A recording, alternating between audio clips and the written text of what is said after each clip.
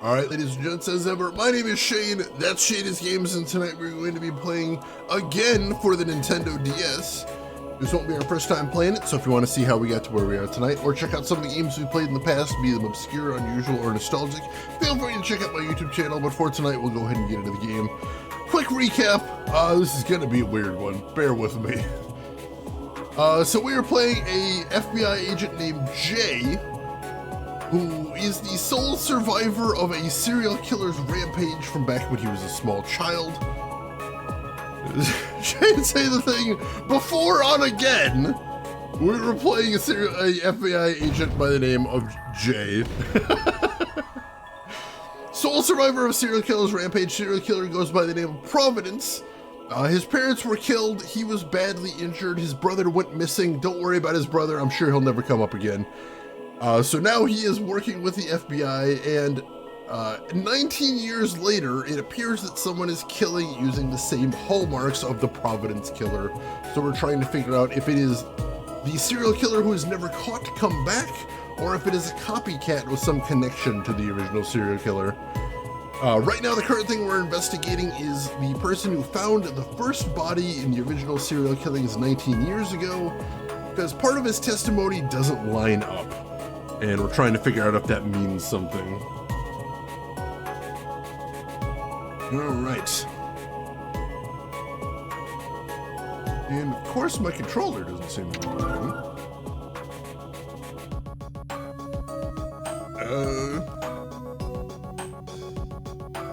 Well, we'll see if that's a thing in a second.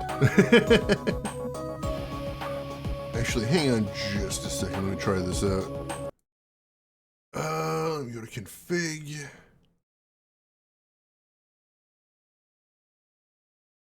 No, everything looks good. All right, probably just title screen thing. All right, let us get started then. Continue. And where were we at? Presumably 1040. And again, I love more games need to do this. They have a recap every time you load the save, which is amazing. My partner Kate and I started questioning people tied to the original murder case. I talked to my dad about my newfound ability. Oh yeah, also he has a supernatural ability that he's just awakened.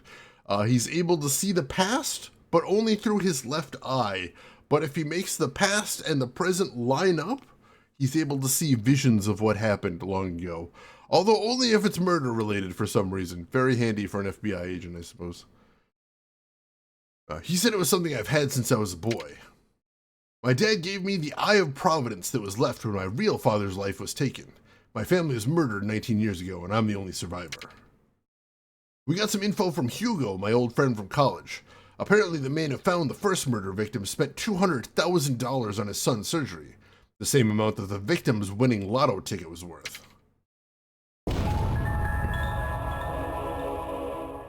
Absolutely love that bumper. That's the best. He's got the sinister eye, literally. Archaic use of the term, but correct use of the term. Always gotta have those DS gimmicks. I love it. I love it so much. Like, honestly, it is a clever gimmick, I think. Come on in. This is a waste of time, if you ask me. Wow, that's shocking. I don't think anyone who's ever been brought in by the FBI for questioning has ever said it's been a waste of the time. That's completely new and original. You know what? You should just get out of here. Thanks for letting us know it was a waste of our time, buddy. I appreciate that. So yeah, this is the guy who found the first murder victim 19 years ago. He's been brought in for questioning. The main thing that doesn't add up, aside from the suspicious thing about his money spending, is he says that the body was found face down, but the police report says it was found face up. So we need to figure out what happened there, and what we suspect happened is that he stole the guy's wallet. Excuse me. Dexterous would be an insult since they're mostly one of the other left hand. Ooh, interesting, interesting. Relax. Just remember how things really happened 19 years ago and you're free to go. How things really happened? What the hell's that supposed to mean? I told you two more than enough already. I don't get why you're so crazy about digging up the past. Don't you think it's a little late to be hounding me with questions? It's only 19 years, what's the big deal? We're a little slow to catch up is all. Alright, so our options are, there is something suspicious about what he did 19 years ago, or there's something suspicious about what he did recently. Nope, 19 years ago. You had money problems back then, but you quit the hotel job right after the murder. How come? I told you already. We moved to Washington so my son could get better medical care. Hospital bills like that can get pretty high. How'd you get your hands on that kind of money? Wait a minute. Are you trying to accuse me of stealing Sam's wallet? Is that what you think? Yes? Let's see, our options are, did he need a lot of money at the time? Or he wanted money to buy some luxuries? No, this is some other quiz section, it appears, to make sure we've been paying attention. Now, please do not steal from a freshly dead person. You will be a murder suspect. Big sad news. Don't do it, folks. Dead people may not need money, but, like, the cops will be very mad. Just Skyrim players like, what do you mean? What are you trying to tell me? You must have needed a lot of money back then. Well, you see,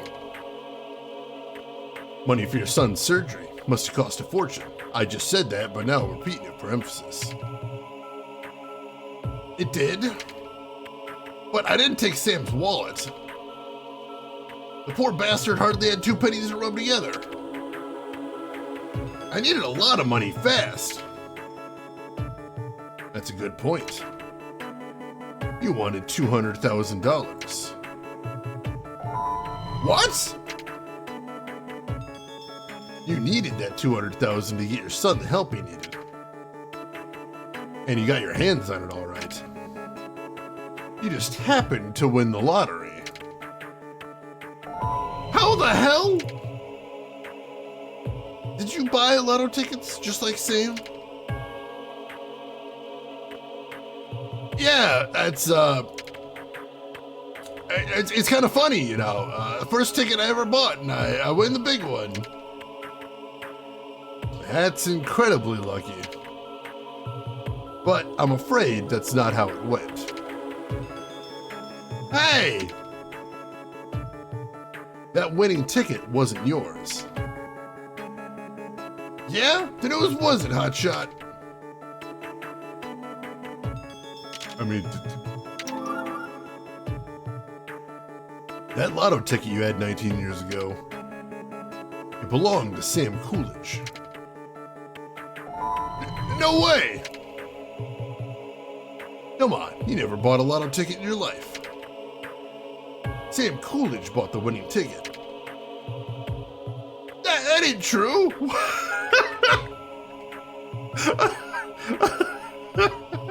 I love that. Oh my god. Oh, I need to find the director and shake his hand for this exact moment. No, emote harder. Emote harder. Keep going. More emotion. Right there. That's the one. Hey, Valkos. Good morning. How are you doing today, Valkos? Hope you're doing well. Hey, Dragon Facts. This is actually made by the same studio that made Hotel Dusk, amazingly enough. So, the resemblances are probably intentional. These poses are just so goofy. Oh, I love it so much. Yeah, me too, Rooks, me too. Also, welcome in, Rooks. How are you doing today? What kind of proof you got, huh? Let's see. Our options are because you know that Sam won that lottery, or because you won the lottery despite how you don't buy lottery tickets. I think it's the first one. I know that Sam Coolidge won the lottery on that day. How could you know that? The winning ticket was for $200,000. I know for a fact the victim told someone he'd won that amount. Did you think you were the only one who knew about that? How could two workers at the same hotel win the same amount of money on the same day? Can't happen. Damn it! You ready to talk yet? Tell me what you've been hiding about that night? Ooh, I think we might have broke him right there. There have been a couple of FMV scenes in here, brief ones, but like it's there. The music is a little bit Metal Gear, which is awesome. It's awesome music. I think that's one of my favorite things about this. All right, we'll do a quick save because I don't know how this is gonna go. But it sounds like we might have gotten through to him, so let's see.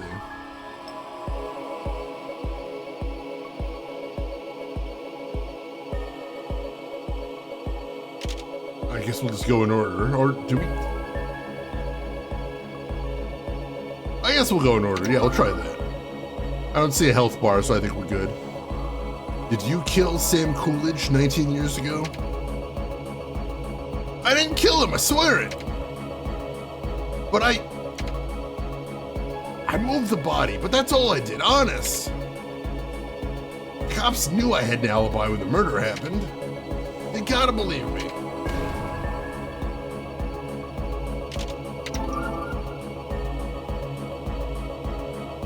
I wanted to check Sam's wallet. I was wondering if he really had the lotto ticket in there. It was for my kid.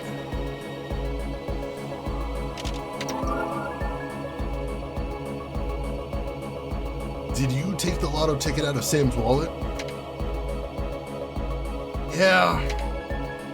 I knew that he'd put a winning ticket in his wallet. Sam told me at the front desk that he won the big one. The guy was on cloud 9. So when I heard that, I asked him if he'd loan me the money for my son's surgery. And you know what that son of a bitch said to me? The kid's gonna croak anyway. No use wasting good money on a lost cause. Besides, I'd say a guy like you couldn't pay me back in a lifetime. You don't realize how steamed I was. No, actually, your body language right there really explains a lot. It's true the surgery had a slim chance of success. And with the money I made, I'd never be able to pay it back. But I had to help my son at any cost. Don't say at any cost to the FBI agent investigating murder. Don't. These people.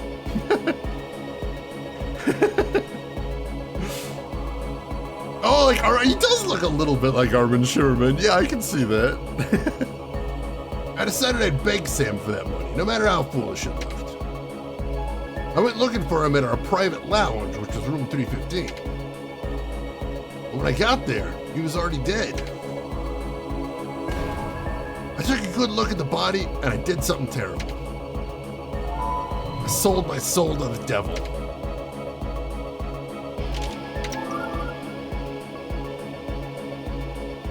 Sold your soul to the devil? What do you mean by that? I moved the body to get that wallet out of the jacket pocket, and I swiped the lotto ticket. After that, I threw the empty wallet into the river. Then I cashed in the ticket, got the money, and my son got his surgery. That surgery saved my boy's life, and he grew up happy and healthy. Even today, the kid tells me, it's all thanks to you, Pop. All thanks to you. Every time he tells me that, I get sick to my stomach. Every single day for the past 19 years, I think about what happened on that night. I can still see it clear as day. My own reflection in that mirror. Sam's wallet clenched in my bloody hands and my pitiful face in that mirror. That's what really happened. I swear it. I'll be damned. Alfred Brown took the lotto ticket out of Sam's wallet, but that's it. It means one thing. That faceless killer I saw in the vision couldn't have been Alfred Brown. Better get back to Hotel Miranda and take another look at the past. I'll go to the cops. I'll turn myself in for what I did back then. Call the police, Kate. Okay. I mean, that's kind of a waste. Been 19 years, nobody really got hurt. We wasted a couple hours, that's about it. But sure, okay, yeah, let's throw the guy in jail for that. Get the guillotine! I guess we're going to.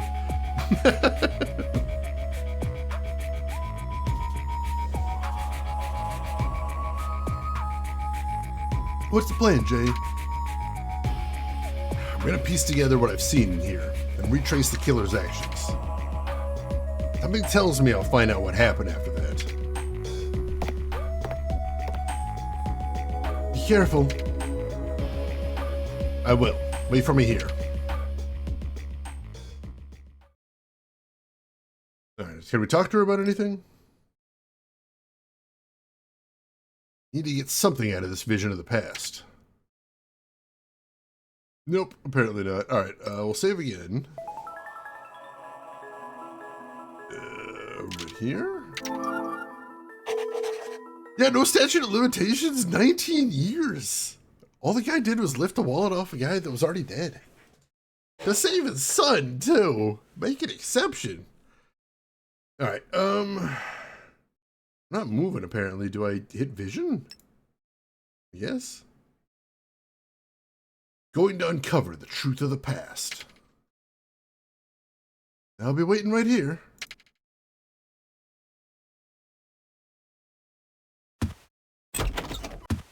Would think you'd use the move command to go into the room, but alright, we'll see. All the visions have been collected. The Eye of Providence awakens that sense. Now to trace the incident from 19 years ago.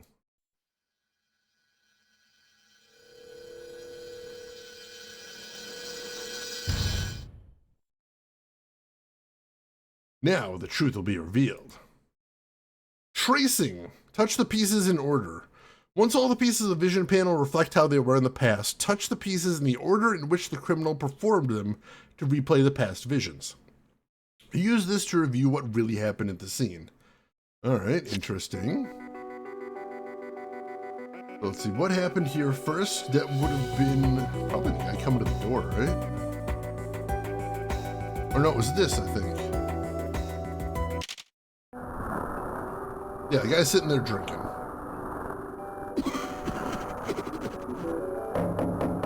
And there's a knock at the door.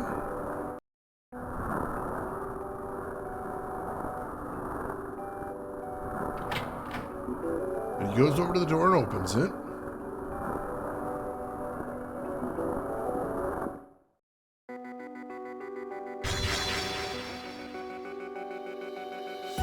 And then, I don't remember what this one at the bottom is, so that might be tricky. Let's see. Let's see if this is the next one. Nope, that's not it. All right, so in that case, it's got to be this one. All right, so we see the guy who was drinking talking to the man that came in. The man who came in seems upset. Guy who was drinking stands up quickly, knocks over the lady. And then, guy who was drinking comes up behind the guy that came into the room.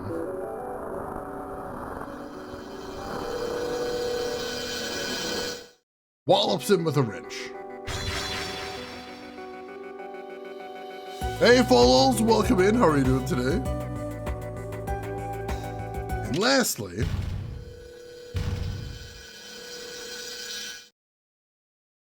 guy who came in places the Eye of Providence on the body.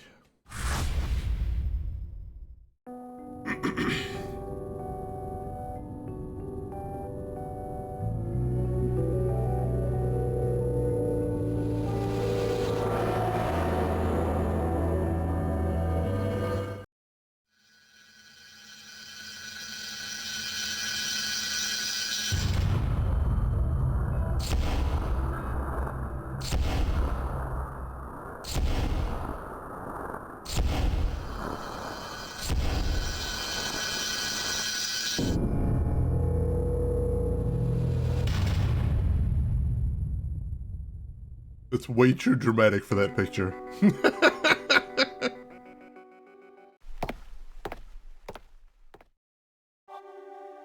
Saw the killer's face. Was that really Providence? I feel like I've seen that guy before.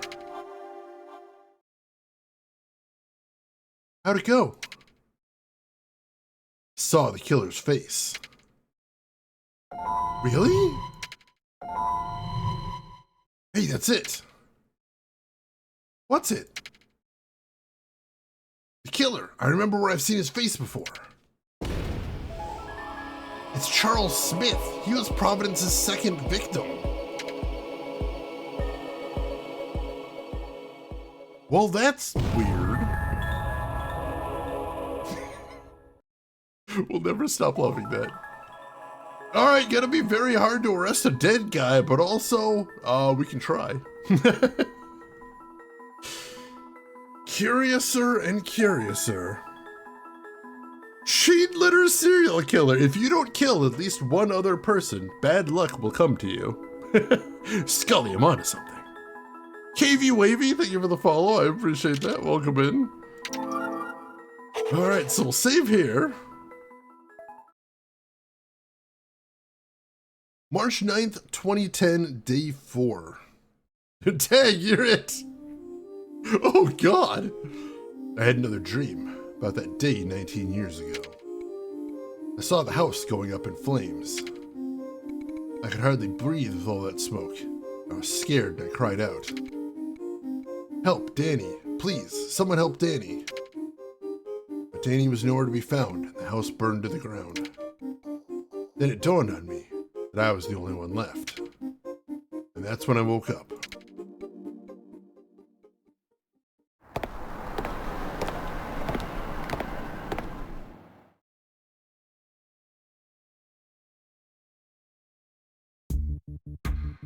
Are you sure about this, Jay? Positive. I must have looked over those pictures from the investigation 100 times. The vision I saw yesterday at Hotel Miranda made it crystal clear who killed Sam Coolidge. It was the victim of the second Providence murder, Charles Smith. If what you're saying is true, then it's a mess, I know. Does this mean Charles Smith is Providence? It's hard to say. After all, Charles Smith was killed right after he murdered Sam. Anyway, what we can learn from this one is that there was more than one killer involved in the murders. Can't think of any other explanation. So there's actually more than one Providence. Certainly possible. We need to hurry up and figure out what happened 19 years ago. Our new discovery is bound to be a significant piece of the puzzle. Now we just gotta figure out where that piece fits and what it tells us. Right. How about we go over the Charles Smith murder again before we head out? Yeah, sounds good. Alright, let me get caught up here. They use a lot of these similar names from Hotel Dusk too. I love these games. Hotel Dusk is probably in my top 10 adventure games of all time. I went into that game expecting to like it, and I loved it way more than I thought I would. Also, the book format is such a nice change. It's unusual, but like it works. Like something about it just like really feels natural the way they're doing it. I like it. I almost maybe like it better than like the two screens on top, although logistically that does seem like the better way to use it. Oh, Hotel Dusk was so good. Like, I love that the swerve in Hotel Dusk was you were supposed to be playing this hard-boiled noir detective, and then plot twist, he makes friends with everybody and everyone's lives come out better for it. The plot twist was happy ending. Like, what a joyful game. I love that one. I really did. Alright, let's run down the second murder. We've talked about it very briefly before. This will be our chance to really run through it in detail and see what we can learn.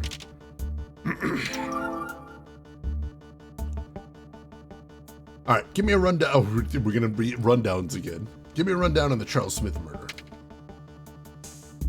Happened on March 3rd, 1991, only 3 days after Sam was killed. The victim was a taxi driver, Charles Smith. He was found shot to death in a parking garage. The weapon was determined to be a .22 caliber handgun. At first it was thought to be a burglary, but no money was taken from the taxi. The Eye of Providence was found next to Mr. Smith's body. This is what led police to believe it was a serial murder connected to Sam's death, along with a letter regarding the crime which was sent to the newspaper. There were no witnesses, the murder weapon was never found, and the case remains unsolved to this day. Even though the tone throughout the art style seemed a bit somber and not sure if things were going to turn out well, I think that was the best part, is like they were setting it up to be this like grim, brutal noir. And then it completely took me by surprise. I love that. It was so cool. Long length and foldable mobile phones. Nintendo, where are you? You know, the form factor's there now. Nintendo, you were ahead of your time, but your time has come again. Where are you at, buddy? Okay, give me some info on Charles Smith was murdered. Oh wow, not the rundown this time, some info. Changing it up a little bit. The Grand Park Garage is where it happened. That's a city-owned parking garage right next to Grand Park. It has a basement floor and 2 floors above that. The taxi that Charles was using was parked on the basement floor. Were there any clues left at the scene? Nothing significant besides the Eye of Providence.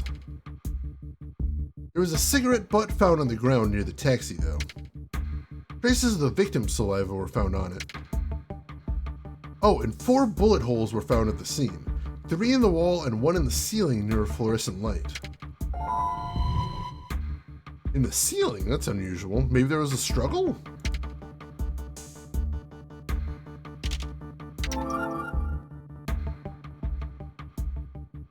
Anything else about the case I need to know? Local police set up an office exclusively for the investigation into the Providence murders after this happened. More investigators were put on this case, including a new lead detective. Wait a minute, we're saying a detective other than Philip Robbins was put in charge after the second murder? Uh-huh. And his name's Burnett Johnson. Burnett Johnson? Why do I know that name? Oh yeah, he's the president of Johnson & Co. Johnson & Co., the largest business in Clockford, I say expiatorially? That can't be a coincidence. Throwing out that exposition there, wherever you can.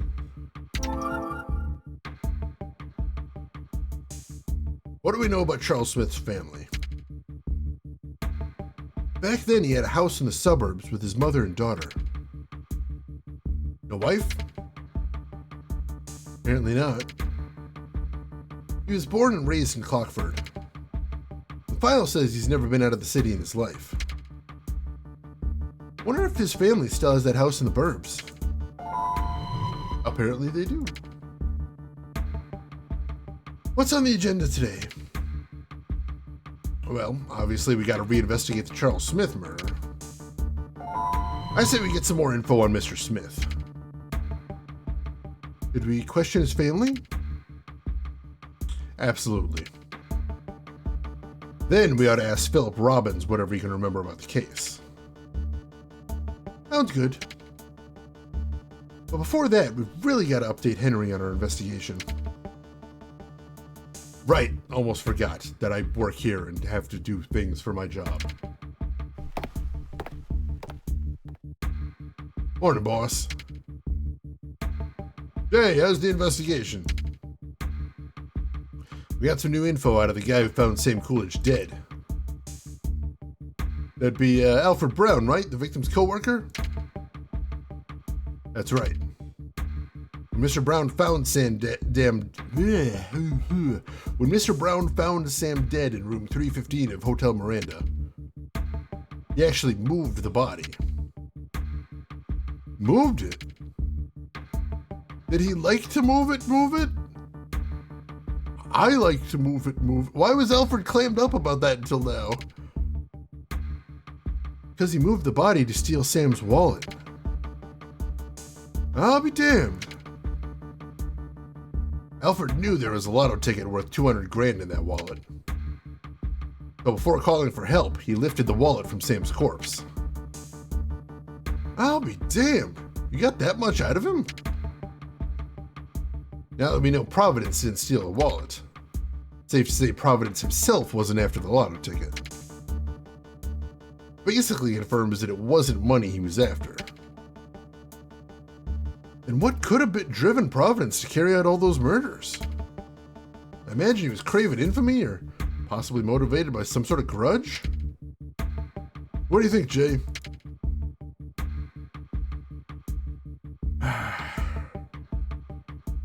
We still don't know. We have no idea what the motive is. And we have no idea what their connection there is between the victims, even stranger.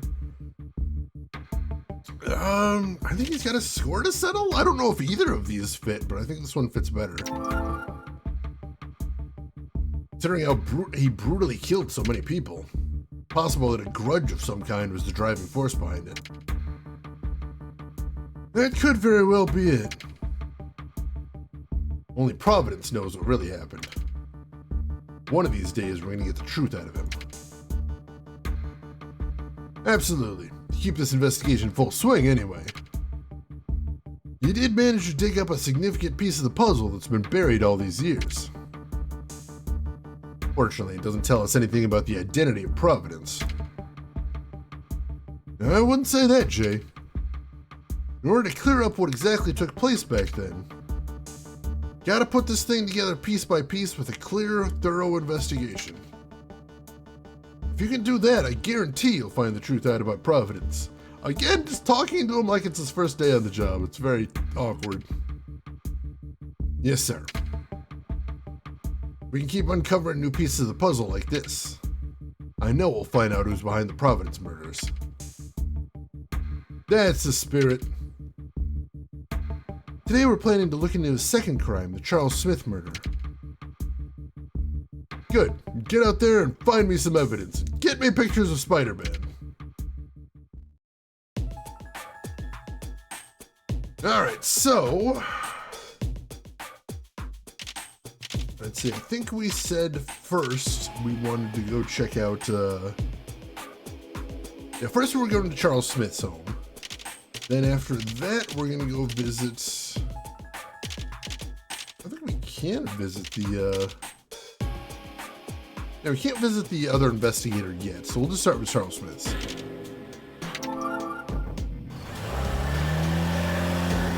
A lot of stuff we need to do today, but hopefully we get some interesting information.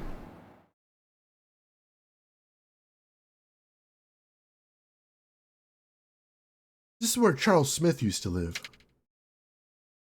Like his family is still here. Let's go ask some questions. Can I help you? I'm Jonathan Weaver, FBI. Kate Hathaway, FBI. We're investigating an incident that occurred 19 years ago. You may have heard of it. It's the one where your son was killed? You're from the FBI? You must be Charles Smith's daughter. That's right. Witness Lily Smith. Named Lily Garfield. New name, I suppose. Age 31, daughter of the second victim, Charles Smith, married, mid-name Smith. There we go. Are you aware of the homicide that occurred at the Libertine Hotel 3 days ago? I saw it on the news.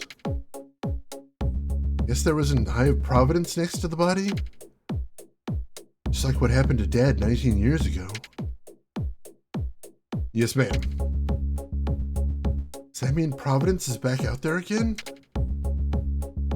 It might. We've reopened the unsolved case from 19 years ago. In hopes of bringing Providence to justice. Which is why you're here today, I guess, to ask me about my father. Yeah, the music is all really good. Like, very cool vibes. I would have this on in the background while like, driving. I think that would be nice use for the music.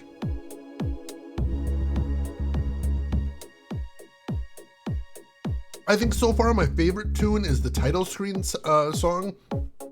Although, like, this one's just really solid. I hope you don't mind if we ask you a few questions. I don't see the point in asking now. You people would have put more effort into this case back then. Providence would have been arrested. Then we wouldn't have had to live in constant misery all these years. Miss Smith, you can trust me when I say that I know how you feel. And in order to prevent this tragedy from happening to other families across the city, we reopen the investigation and get Providence behind bars as soon as we can. So please, cooperate with us. Alright.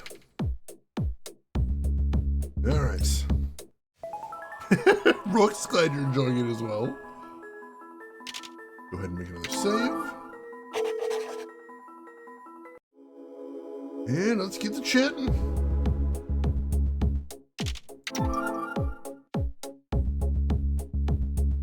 Can you tell us about your father? Dad died when I was 12. My parents were at each other's throats back then, and Mom had already left the house. I was raised in this house by Dad and his mother. My father was a man of few words, and he could be blunt at times. But to me, he was always a gentleman. After Mom left, he'd take me for a drive around Clockford in his taxi. Whenever he saw the slightest bit of sadness in my eyes, he'd turn up the radio full blast, and you know what he said to me? Go ahead and cry, Lily. I cry like this too sometimes when I feel sad. He thought the world of his family, you know? I can't imagine why anyone would want to hurt him. Still to this day, it puzzles me how my father got caught up in all this and ended up dead. Did your father ever speak of a man by the name of Sam Coolidge? Not that I know of. Dad didn't really talk about his social life with the family. And he never brought friends over to the house. I see. And that's literally all we have to ask her about. Damn. I think we have any items to show her.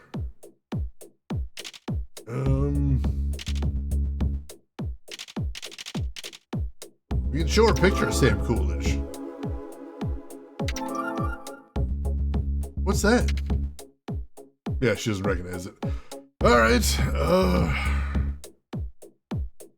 yeah, I guess we don't have anything else to talk to her about. Shoot! Yeah, I guess I'll have to come back here later then. Did you get anything useful out of that? We sure did! We'll do whatever we can to catch your father's killer. I hope you'll continue to cooperate with us. Just promise me you'll bring Providence to justice. Alright, so we really didn't get anything useful there, but that's okay, we can talk to her later. Right now, let's head to the scene of the crime, the Grand Park Garage. If there's anything interesting we can find there with our new superpower. Also, a parking garage with no external openings, no windows. That's kind of grim. Never seen one like that before. This is the parking garage where Charles Smith was murdered. Could you wait here for me, Kate? Are you going to use your power again to see the past? Yeah, there's got to be some kind of clue I can find in my vision. I just hope it works. All right. Good luck, Jay.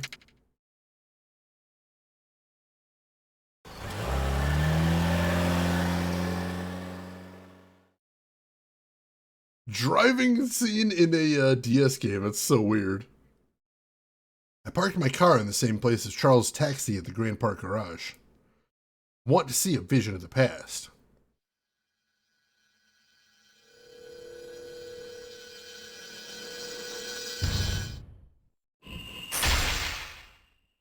Ooh, 5 things here.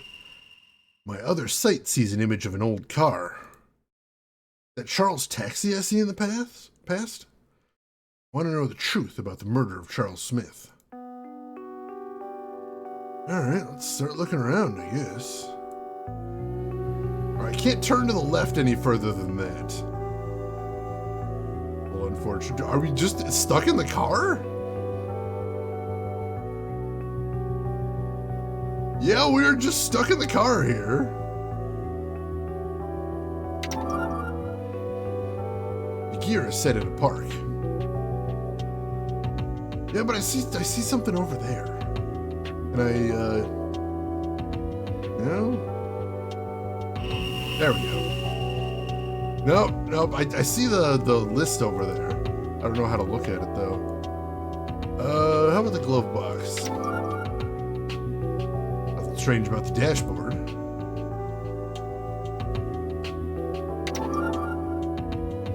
The cell phone in the special holder is mine. My car has a radio. There's a radio in Charles' car, too. Charles Smith have the radio turned on? Oops. I want to look at that list. I don't think I can. Alright, no, I don't seem to be able to. Can I look at the glove box? Nope. Shoot. I gotta find 5 things that I've already botched twice? Crap. Did I leave now? No.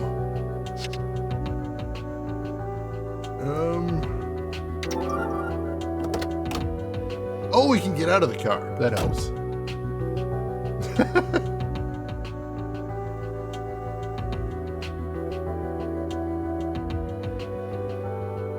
And then man door, hand hook, car door.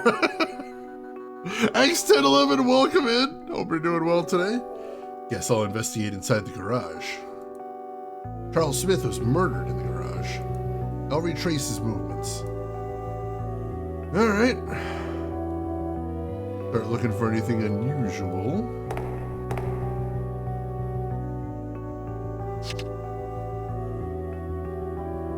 I don't know what that is there.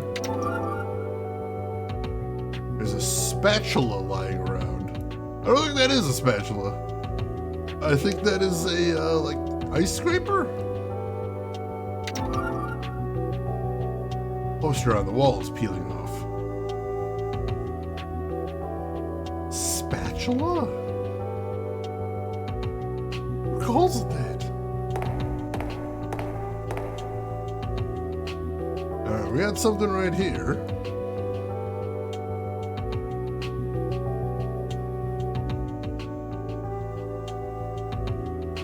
Now look at that. I might not be hitting the right spot.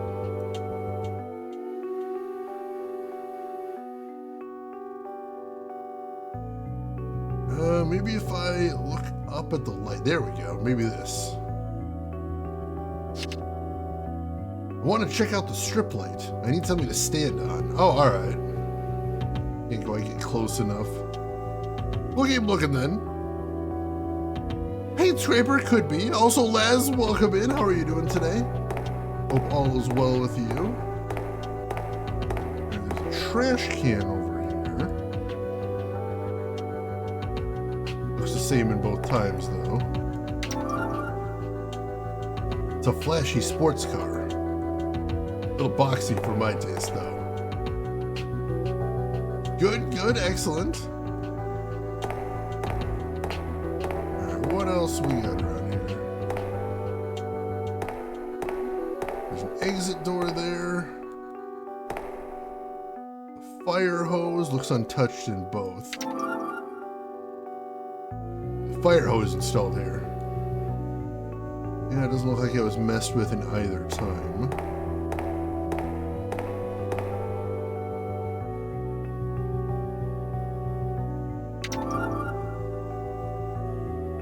Toolbox has a range of workman's tools, and apparently the toolbox hasn't been touched in 19 years. All right, yeah, I'll take the hammer out of there, I guess. There's a folding stepladder. See, he knows it's a stepladder. He doesn't need to explain to him.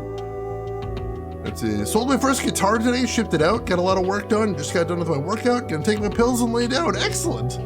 Hopefully that means you got a nice relaxing day ahead of you. Keep my fingers crossed. Got some numbered cones here. Cone has a 1 written on it. A round base type. There's a road cone here. The road cone is bugging me. Yeah, that one's got a different base than the other ones, and it's not numbered. I might have to do something with that. Not sure what at the moment.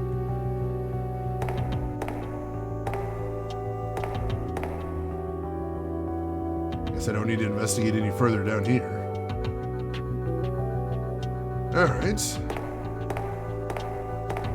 So, we're going to want to go back over and investigate that light bulb. That seems to be our first point of contention.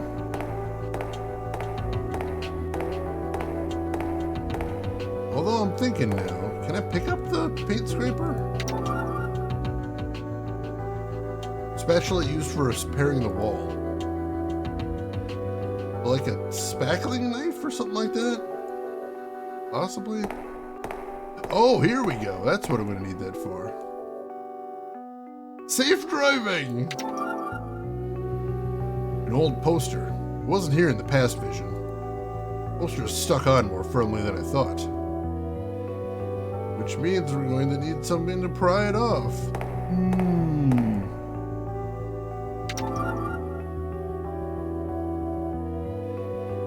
Not that, apparently. God damn it.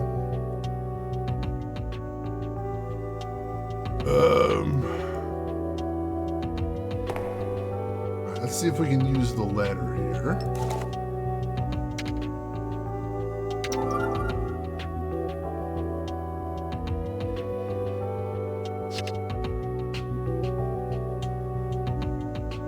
Yes, use the ladder. There we go. I set up the step ladder. Now I can investigate the strip light. How though? Oh, do I have to just look at the light again?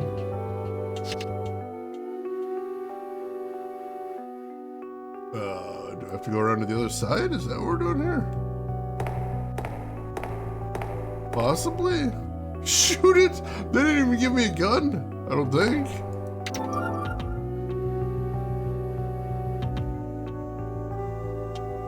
Alright, there we go. I think we're good now.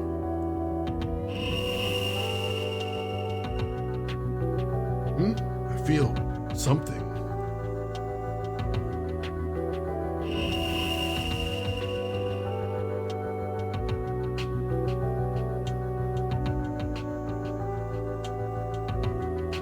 All right, do we have to break it? Make it look like the past. Let's see.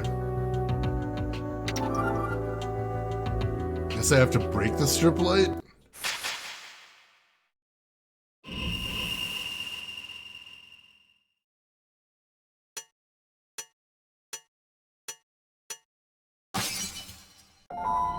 Aha!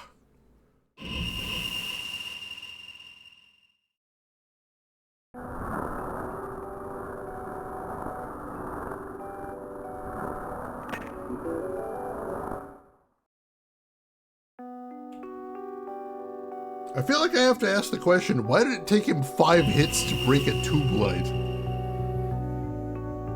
How dainty was he tapping that thing? Criminal aimed for Charles, but the bullet went wide. Wasn't someone used to handling guns? I'll go down and continue investigating.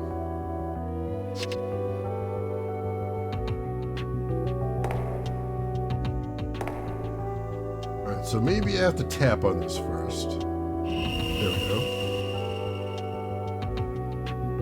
Feel something there? Alright, so yes. That is another clue. But we have to make it like the past, so now we can pick up the quote-unquote spatula. He has dainty little arms, he got little T-Rex arms.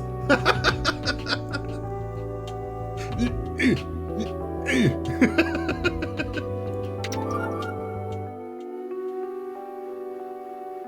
it up, pick it up. There we go. It's a scraper. Yeah, that does look like a paint scraper now that we get a closer look at it. Alright, so we should be able to use the paint scraper to get the poster off, and that'll hopefully expose the bullet holes.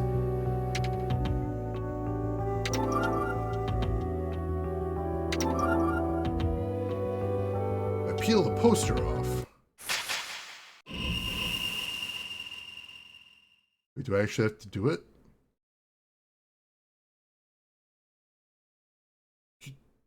Get the... Oh, come on.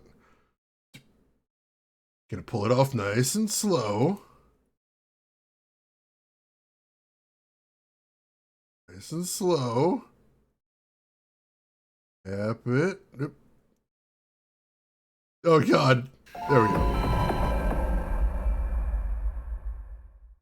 Poster came off, as I thought. It's just like the past. Found a bullet hole. It's not changed in 19 years, luckily, for some reason. The feeling I get from touching the poster was coming from this bullet hole.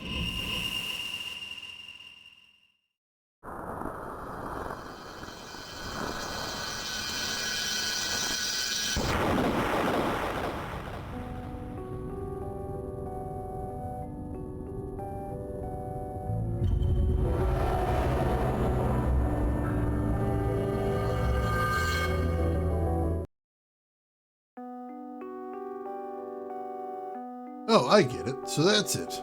I saw the moment when the victim was murdered. And he saw the killer's hands were shaking before they fired the gun. Hey, Grushin, welcome in. How are you doing today? Hope you're doing well. Found a fragment of a vision. Who is this criminal with a gun? Excellent question. Alright. We may have seen all there is to see here, but there is that door. We haven't tried that yet. Also, we should look at these cones, see if they're anything. Nope, they're in the same place in both visions. Are there any other cones in the past or anything? No, nothing like that. Alright, let's try the door. So this is the emergency exit. It's shut. So, no, nothing I can do there.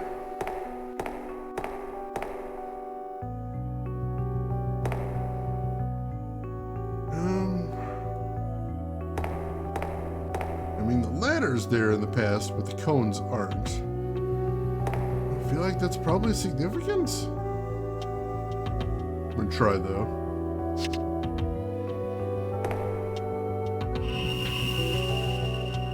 Oh, nope. Probably the G one I gotta check. Nope. Oh, God. I'm gonna save state just to be safe. Alright. Also, if you'll excuse me, folks, I will be right back. Don't go anywhere.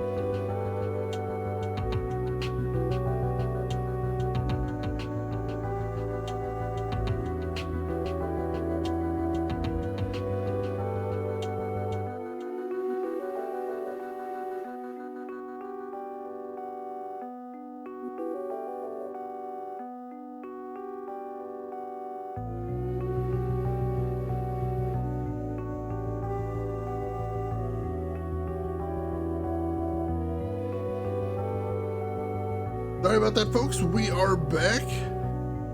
Let me get caught up right here. Tomorrow's headlines: FBI agent arrested for seemingly arbitrary acts of vandalism. They did smash a light and then just tear a safety poster off the wall. And yeah, you can't exactly go around telling people, yeah, I needed to activate my superpower. That would be a little confusing, I suspect. Alright, so I don't think I can make an in-game save at this juncture, so I'm glad I was able to make that,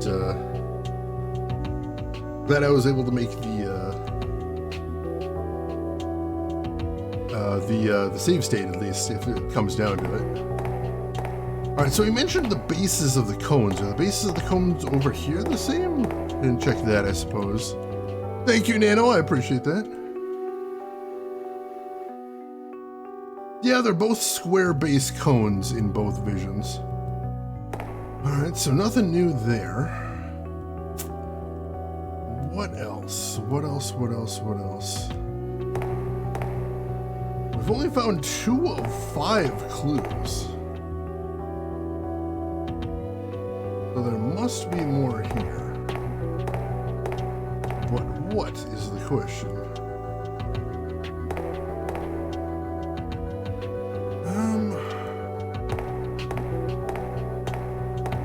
Anything behind the car here? I thought there might have been for a second there. Let's see, can I use the paint scraper on this poster? Do I still have it? I don't still have the paint scraper, alright.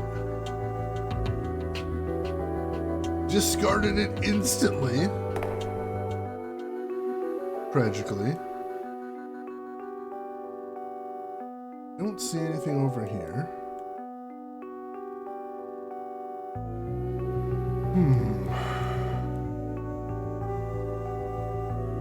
Anything else up high? We already checked out that broken light there. Nothing to see there. And something obvious not seen. Did you see the cone in the space next to 2? Do you mean against the wall? I assume?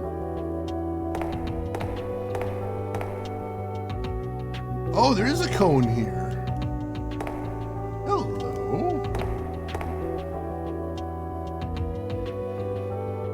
Alright, no, I did not see that. Alright. That could be a thing. Which cone is it, is the question.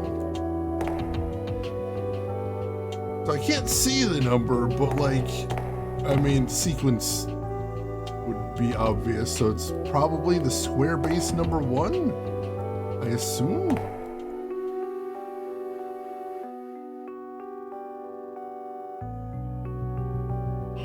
There we go. Oh, I feel something. Alright, yeah, that is clue number 3.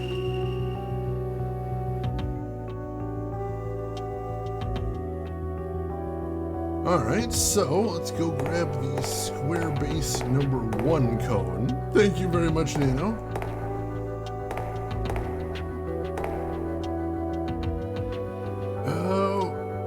Oh no, it's probably the G for ground floor. That would make sense.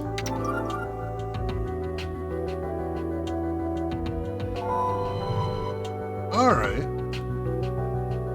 Because the 1 has a different type of base. That's a hexagonal base. Whereas this is the same type of base as the 2 and the 3. Alright, so let's drop that there and see if we can line things up.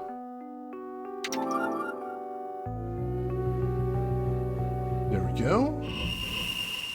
Alright, new vision.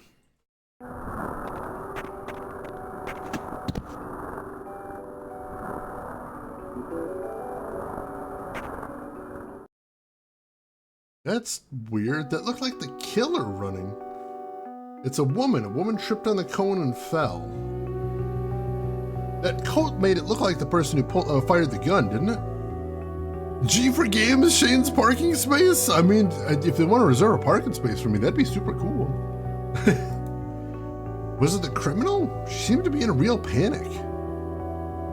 Strange. All right, 3 down, 2 to go. Aha, take on me. Take me on. saw part of the answer to this mystery. You never see Shane and the killer at the same time? It's true. It is true. Perhaps a part of the mystery right there. Alright, so the fire hose looks identical in both times. The exit door looks identical in both times. Heading out for errands. Shane, enjoy your extra time at home this week. See everyone next time. Take care of yourself, nab that cat and run. We will see you around. Hope you have a good time with the errands. See, like there's some sections of the floor that look different, but that might be just due down to maintenance, possibly. And we don't actually have any life to play around with right now, so we've got to be kind of careful here.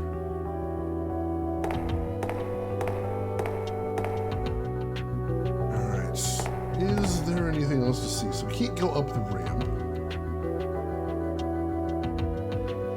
I don't see anything to see there either.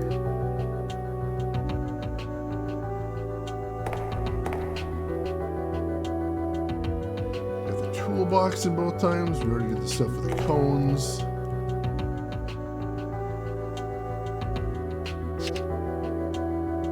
Probably nothing. Gray car doesn't seem to be important. I would assume not. Just checking everywhere to be safe. Got the fancy sports car over there. Need to be closer. A minivan is parked there.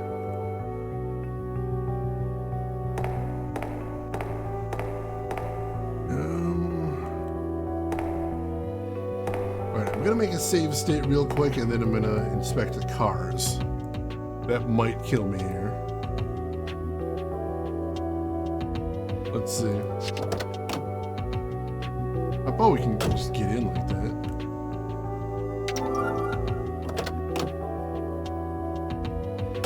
What if I click on something that isn't the door? I was just looking to inspect the car.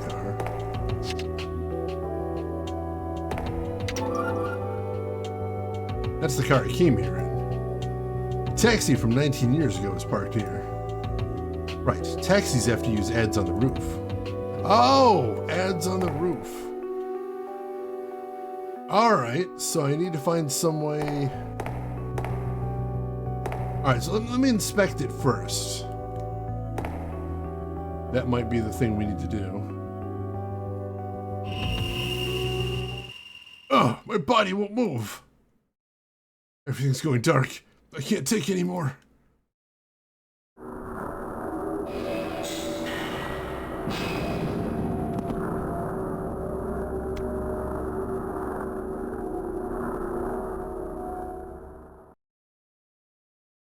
And that's what happens when you get a game over.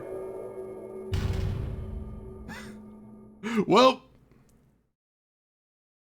Alright, so what happens if we hit retry? Where does that put us? Oh god, all the way back here. Alright, let's load our save states. So, alright. Eat a Snickers, you don't feel like yourself. Oh, same thing if I look at it there. Eating breakfast, watching Shady's games. Oh, it sounds like a wonderful way to start the day, Plushie, and welcome in. How are you doing today? Alright, so really want that to be a thing, but I don't think that is a thing. I'm gonna try one more time.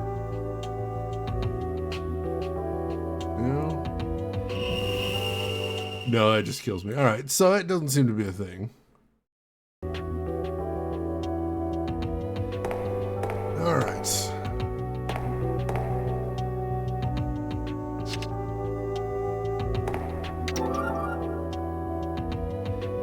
The poster's peeling off. Can we just pull it off? Is that a thing?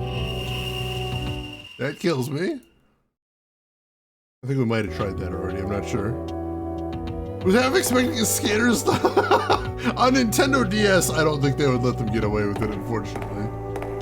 That would be incredible, though.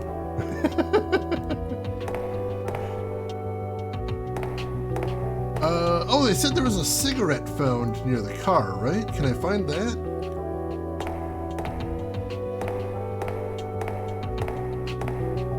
Is that somewhere on the ground?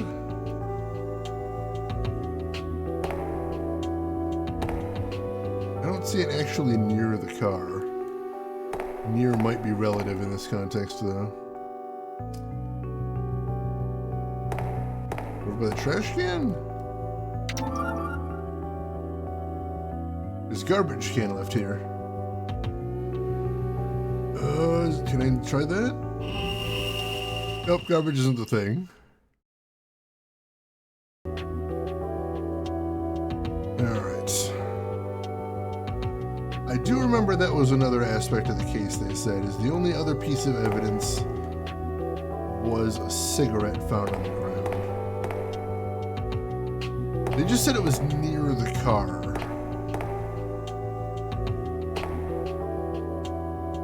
Wow, thank goodness we got the light to shatter in exactly the same way it did in the past.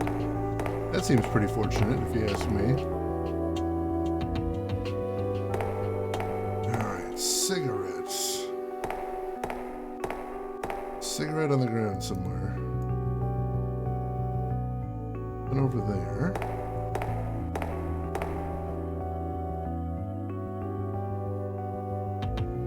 I'm not seeing anything. Specifically checking the past vision here. That could get real disorienting otherwise. Trying to keep an eye on them both stereoscopically. How do you replenish your energy? As far as I know, the only way to do is like in Ace Attorney to finish a level. And then once you go to the next level, it's back at full. So for right now, I just gotta kind of deal is all. No, I don't see a cigarette on the ground anywhere in the past vision.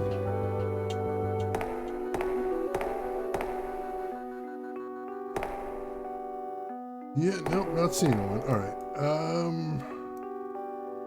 Gonna inspect the exit door. That's not a thing.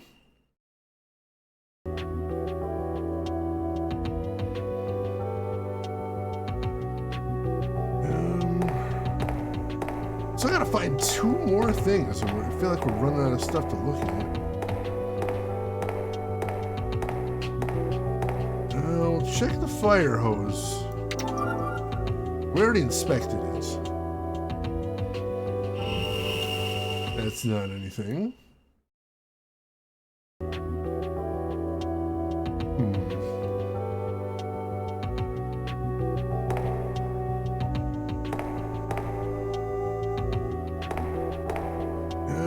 Check this fancy sports car. That's not anything. I feel like there's gotta be something inside the car too. Like we checked a bunch of things, that's how we started losing our energy initially, but like, gotta be something in here, right?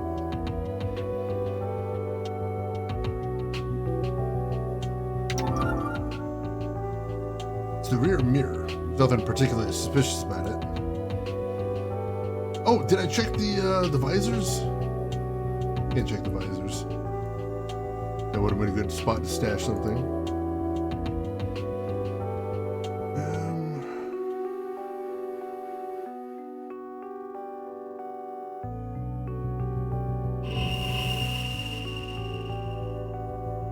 Oh, the radio, all right. Yes, this is the feeling. I think I'm about to discover something. Alright, so the radio is thing number 4. Well, how am I supposed to make the radio like the past? Oh.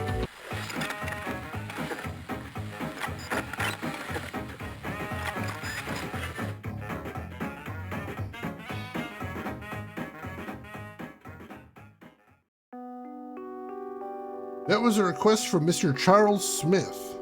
Charles Smith is a taxi driver. Send in another request anytime, Charles. I'm sure I heard sounds from the past just now. Charles was listening to a song he requested in the taxi. That's it, I'll set the wavelength of the car radio. What, can I find the same radio station as 19 years ago?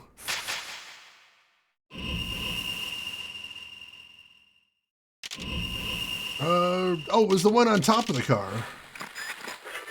It was 67 something? I think. Oh, there it is. I can't tune it properly. Frequency wrong? Alright, maybe we have to go look at the thing on top of the car, because I know that's the thing.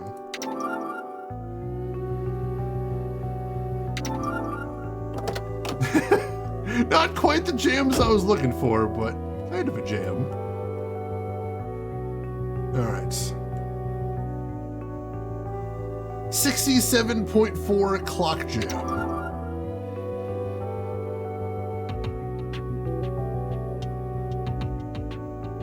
Alright. Let's see if I can tune it to that. 67.4.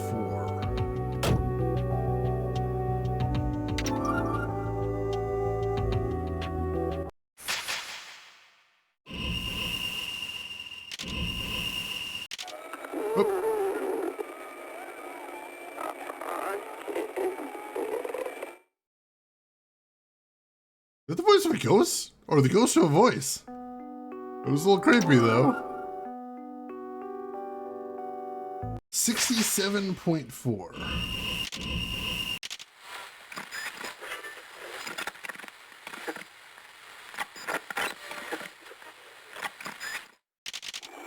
Oh, damn it.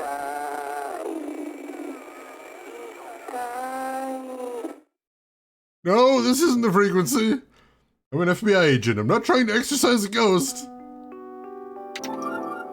Why is it getting creepy? What's the frequency, Kenneth?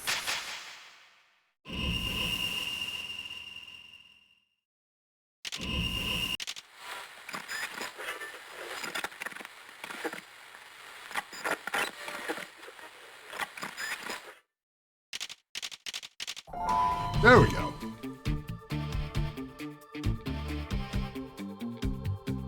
I hear music coming from the radio. This is the show where we take requests from all our listeners. Dial 215-555-0196 to make your request. Do I need to write that down? Probably. I'll write that down real quick. Hey, Shiro, welcome in. How are you doing today, Shiro? Hope all is well with you. I've still got on the most recent page in my notebook my extensive Obra Dinn notes from when I was playing Obra Dinn a few weeks ago. Alright. 215-555-0196. Alright. Duly noted. Alright.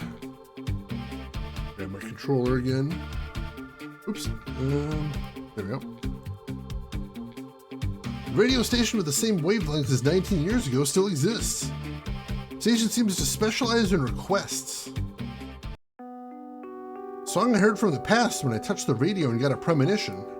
What is that melody called? I can listen to the same song. I might be able to see a vision of the past. Oh, so do we need to call the radio station to request that? Oh my god. I think we do. Guess I'll make a request.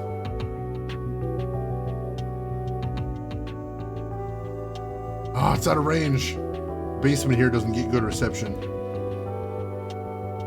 So presumably we need to leave and then make the phone call and then come back in, I guess?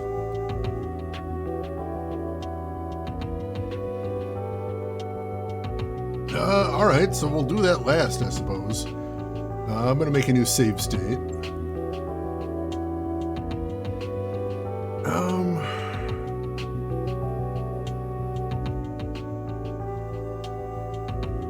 Still feel like that list on the seat has got to be something important. Game seems to disagree with me, though.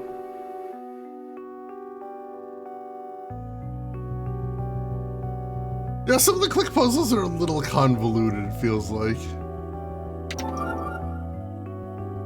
Especially because that one, like, really didn't want me just flipping stations there. Like, oh no, you will find the right one right away. That's important. I can't do anything with the rear view mirror. I wanted to check that just in case. Alright. You know, since I don't know anything else we can do here, let's leave real quick. This isn't enough. Guess I'll get out of here and investigate elsewhere.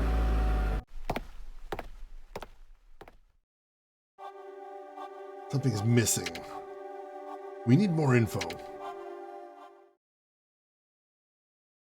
you see anything, Jay? Still pretty fuzzy.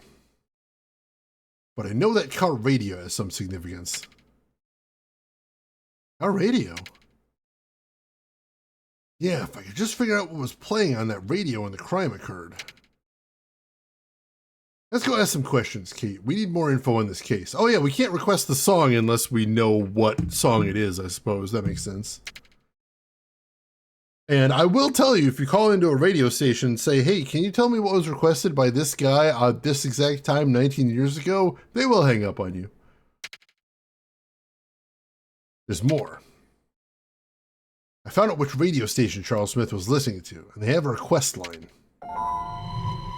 Alright, so we got their phone number, so I don't need to write it down. That's good. I can only request the song Charles Smith was listening to when the crime occurred. Kate, I say we find out what song Smith requested. Alright. I suppose we could ask his daughter what song he liked? Challenge accepted! Oh god! They will definitely accuse you of watching too much TV, I'll tell you that much.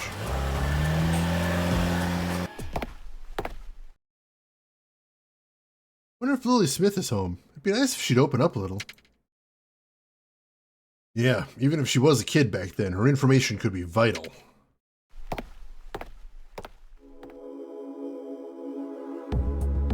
Is it Reebok or Nike song request? Interesting, interesting.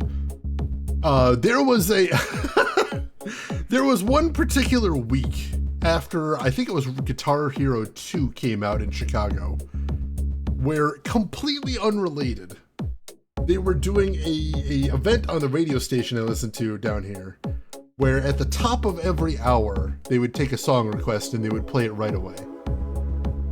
And I tuned in at like 3 or 4 in the afternoon, so they'd been doing it for most of the day at this point.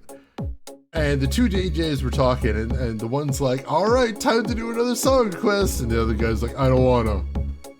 She's like, what do you mean, why not? He's like, because I've been doing this all day, and I know what's gonna happen. I'm gonna pick up the phone, I'm gonna ask what they wanna play, and they're gonna say they wanna hear Dragon Force. Why are they gonna say that? Because that's what they've requested every other time at the top of the hour today. Why should now be any different? And she's like, yeah, they do really like that Fire and Flame song, I suppose. But, you know, there's like 20 people calling in right now. You never know. Just pick one. Let's hear. All right, fine. Call your other Dragon Force. Oh, God.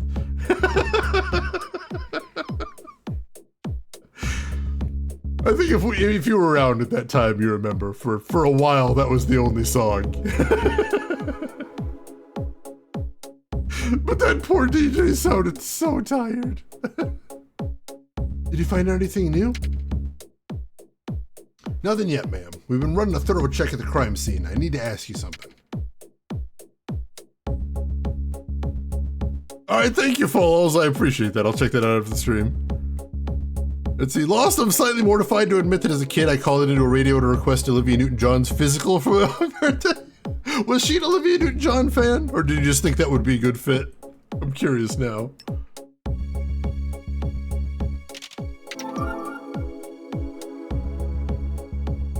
Do you remember a song your father might have requested on the radio back then? Song that Dad liked enough to request? Well, it's funny you mention that. Whenever Dad took me for a ride in his taxi, there was one song in particular he loved to listen to. I remember it clearly now. His face would always light up and he'd sing along when it came on the radio. What was it called? It was Happy Times by Jimmy Flanagan. All right. And that's all we have to ask her about right now. That's gotta be weird for her. Hey, what was your dad's favorite song? Why? Just do it. Tell us his song. I'll go ahead and save back here.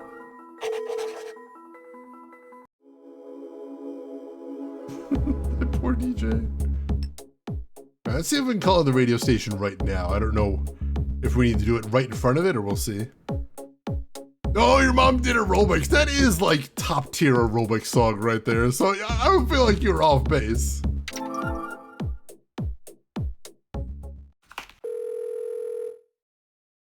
You're on with the Clock Jam Request Center. What do you want to hear today? Let me hear Happy Times by Jimmy Flanagan. Now I just got to get back to the crime scene and wait for them to play that song. All right, let's go. Please catch that criminal soon. We'll do our best. Did you not see me requesting a song on the radio? We're clearly very hard at work at catching that murderer.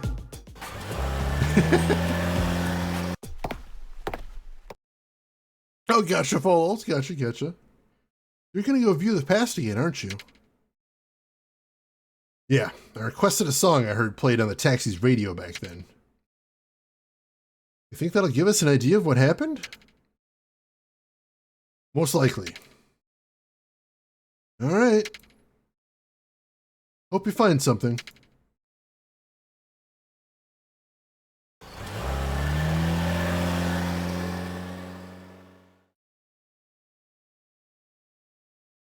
Stopped my car in the place where Charles' car had been. Now to see the truth about the past with my own eyes.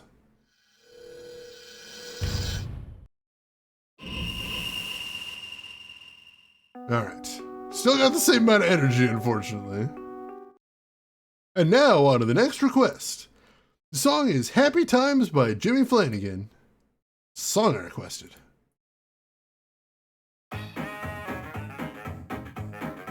Wait, that's the song you requested? Yeah, I think I've recreated the scene from the past. Why would he request that? Why is that his favorite song? It's horrible. Oh!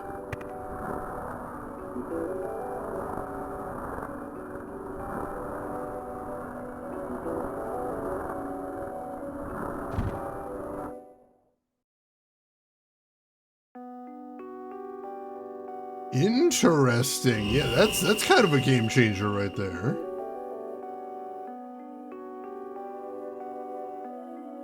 Found a fragment of a vision. Was it Charles Smith who was smoking? Who was sitting in the back? The criminal? And he got out. Maybe to have a cigarette? Alright, so the criminal was his fare for that night. That's unusual. I feel like if I can find that cigarette, it's gotta be the last thing. Where would he have gone?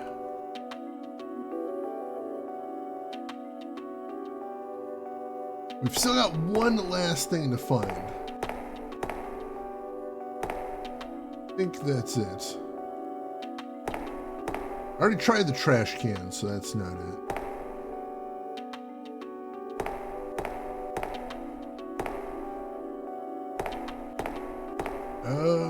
Is it behind the barrel, maybe? I'm gonna make another save state real quick. Yep.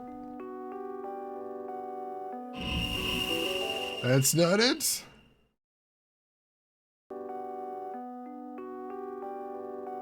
All right. Cigarette.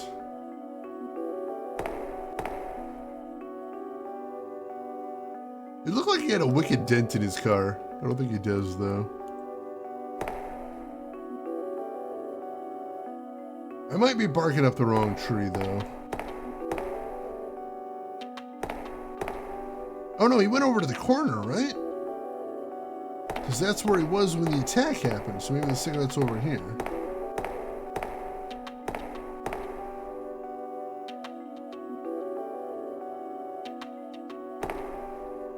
If there is one, I don't see anything. Head was down again, I missed the intro? Wait, oh, the stream intro?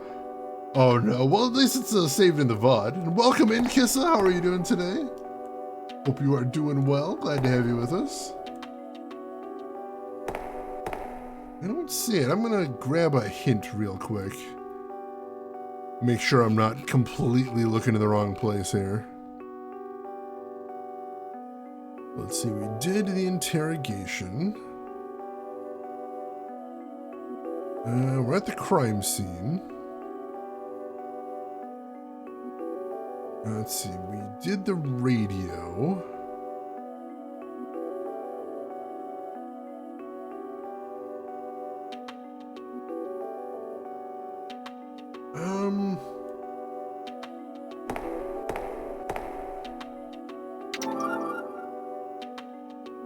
A drain has been installed. Must be for wastewater. Is that possibly the thing?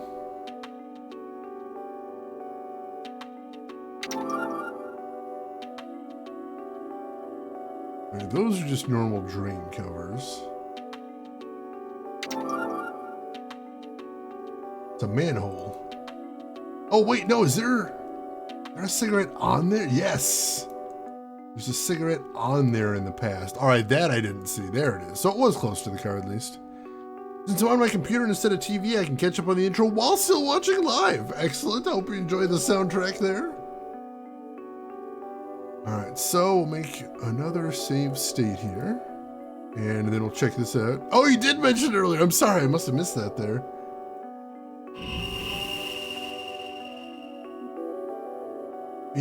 Is something there?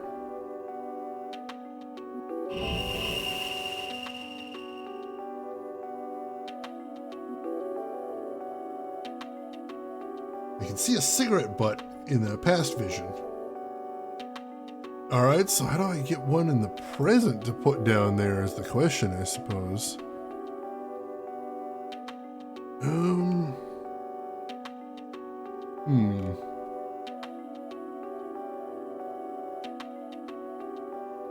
That is a very good question.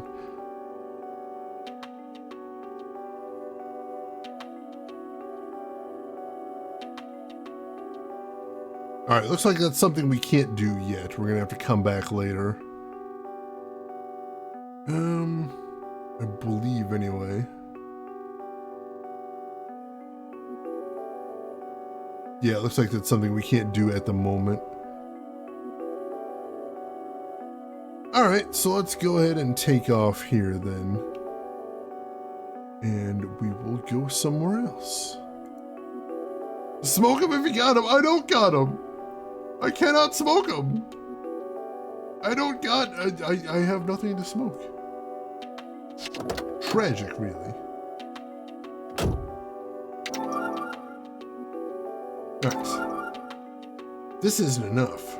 Guess I'll have to get out of here and investigate elsewhere.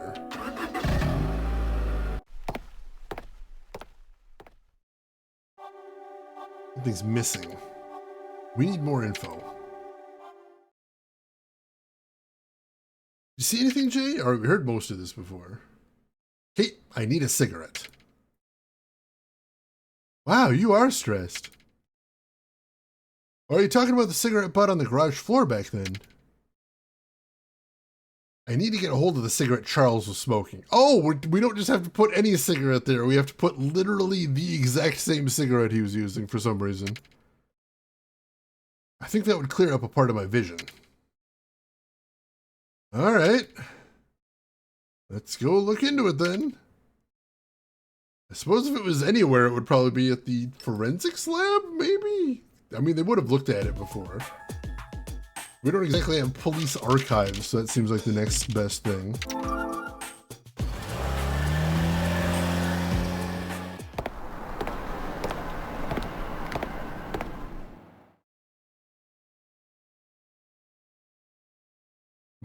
His vision is taking the piss, apparently.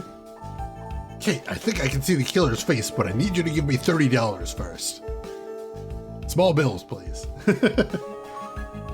Let's see here. 1 down, 3 to go. Maureen, can you spare a minute? Oh, hi, Jay. You look as busy as ever. Yeah, it never ends. But knowing that my work helps the investigation makes it all worthwhile. We're re-investigating the Charles Smith murder now. Ah, that would be the second victim back then, the taxi driver. Wasn't he murdered at the parking garage at Grand Park? That's right. I'll be happy to help in any way I can. Forensics have advanced by leaps and bounds, you know. Things we couldn't figure out 19 years ago are likely to be possible today. Thanks, Maureen. We'll let you know. You do that? I was expecting them to go back and forth like that for several minutes. All right, then. All right, good. Hey, Malicor, welcome in. Oh, yeah, it kind of is, isn't it? I'm loving this music in this game. It's so good. And coincidentally, we're at a police station right now, so, you know, not that far off. How's your supply of 19-year-old male cigarettes? Oh, I got a whole drawer full of them.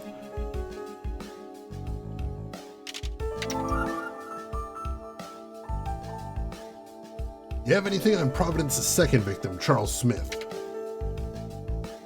Nothing that's not already on file. Oh, okay. Thanks anyway. I don't know why I asked that. Jane, when are you playing Lies of P again? Oh, thank you for asking. Checking my schedule right now. Looks like about a quarter past never, probably. I'm so bad at Souls-likes.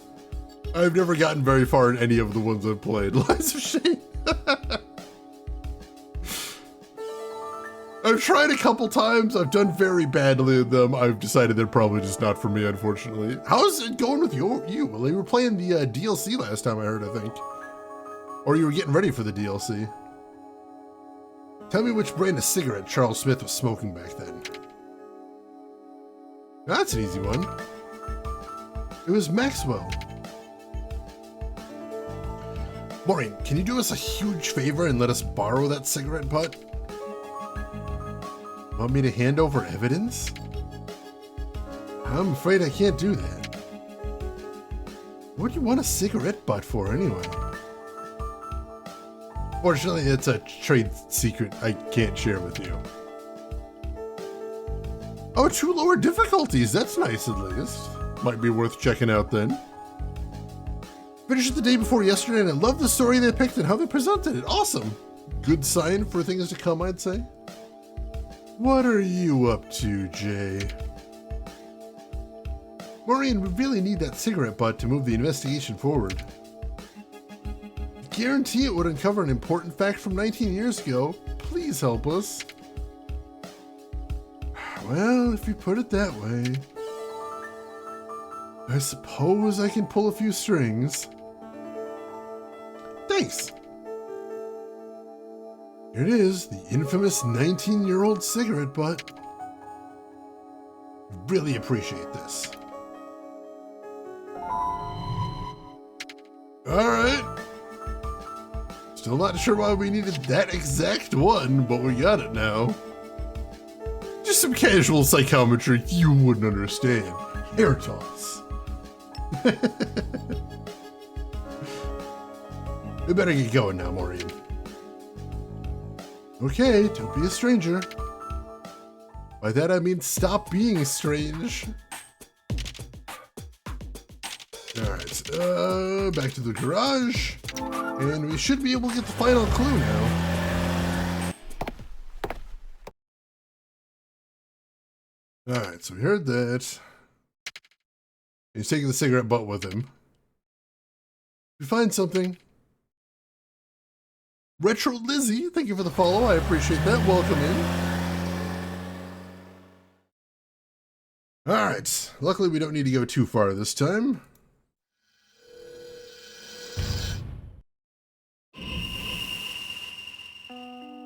I have a cigarette butt left at the scene of the murder in my hand. Alright, let's go do our thing. Unfortunately, that exchange was recorded and she lost her job soon after. Yeah, there's really legally no way I can hand you this, but you asked so nicely and you said it's super important. So, I guess I'll give you this evidence, part of a now active investigation. Let's give it backsies. Alright. Nothing happens. Doesn't the cigarette butt taken as evidence count for a reconstruction of the past? Charles Smith was smoking when he was murdered. I get it. A smoked out cigarette won't work. I need a cigarette that hasn't been smoked at the time of the murder. God damn it!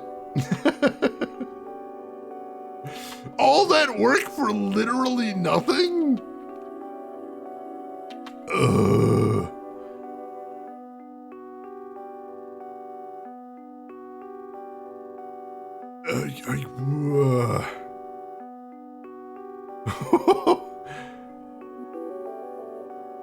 Well, I guess we're heading back to the forensics lab to give it back now that it's absolutely worthless to us.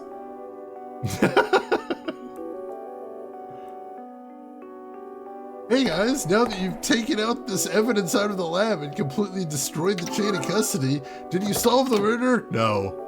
No, we accomplished literally nothing. Aside from contaminating the evidence. Oh, damn it.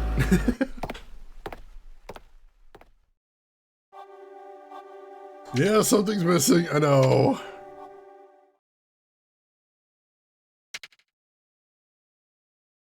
The evidence we got from Maureen didn't work. I need a Maxwell cigarette that hasn't been smoked.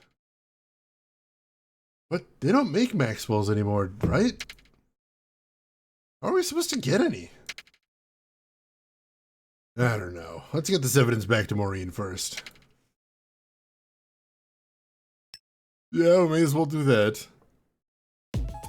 Get her in as little trouble as humanly possible.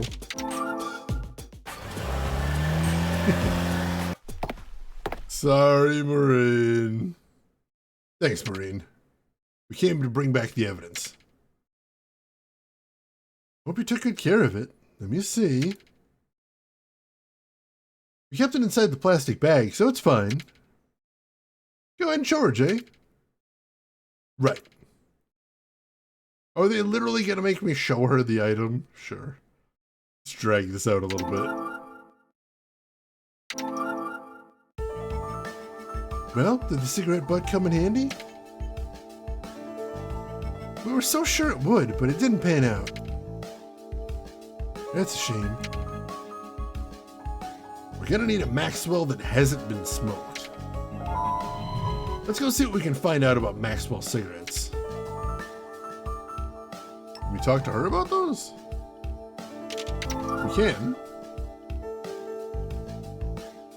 I'd like to get a hold of some Maxwell cigarettes. Good luck. That was a popular brand 19 years ago, but they went out of business 2 years back. Damn it. The only Maxwell I know of is the cigarette butt sealed for evidence back then. Well, that's not good. Alright, take care of yourself, Nano. Thanks for hanging out. We'll see you around. We better get going now, Maureen. Okay, don't be a stranger.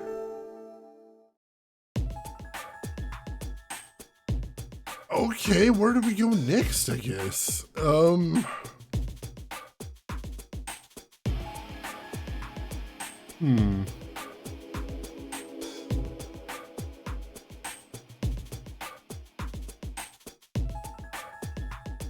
might have missed something.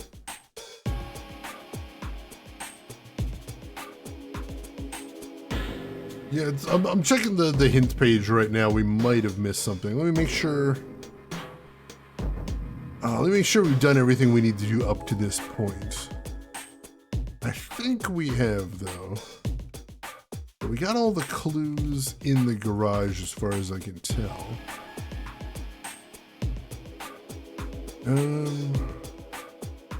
Let's see. We got the song. We requested the song. We heard the song. We got that.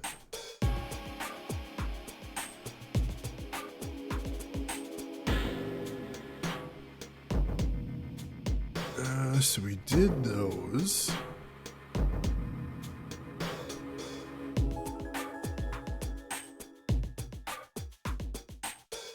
Seems like we might have missed something. Perhaps there was a museum of cigarettes, but it went up in smoke. Oh God.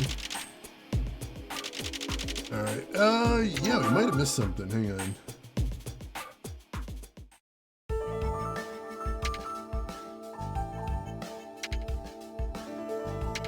Let's see. So no, we can't talk to her about anything else. That's weird. What did I miss then?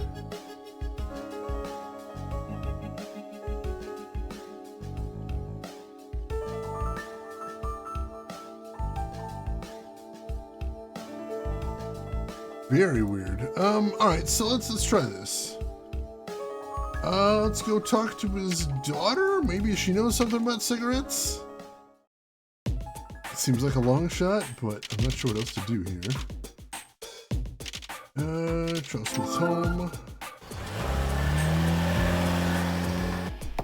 OST is posted in stream chat. Ooh, thank you, Nano. I appreciate that. I'm definitely going to listen to that later. So we heard that already.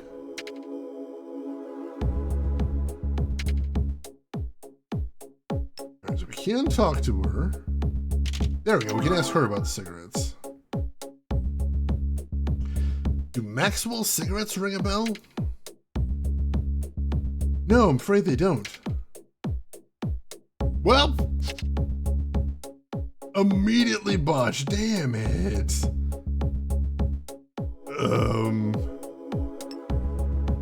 Can we call our newspaper contact to ask him about Maxwell cigarettes?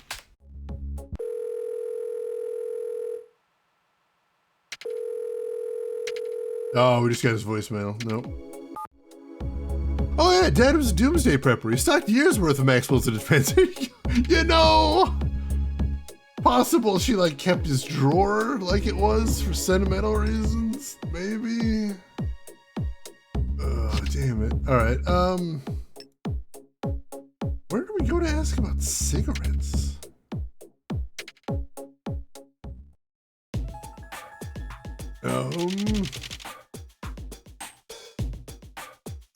Let's ask our supervisor. Maybe he knows where we could find some cigs. Just walking into the boss's office to ask to bum some cigs. But specifically cigs that stopped being sold 2 years ago.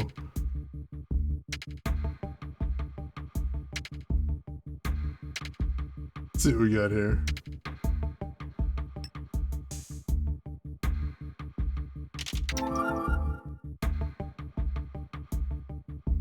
Have you ever heard of a brand of cigarette called Maxwell? Can't say that I have. Immediately struck out. Excellent. I'm trying to think if I've seen any characters smoke. Oh, we can't leave until we ask about Charles, I guess. Weird. Got anything on Providence's second victim, Charles Smith? You expect me to give you info on that case? Not gonna happen. That's your job, not mine. Why did I ask that? I didn't even want to ask that. I just wanted to leave. Just wanted to leave.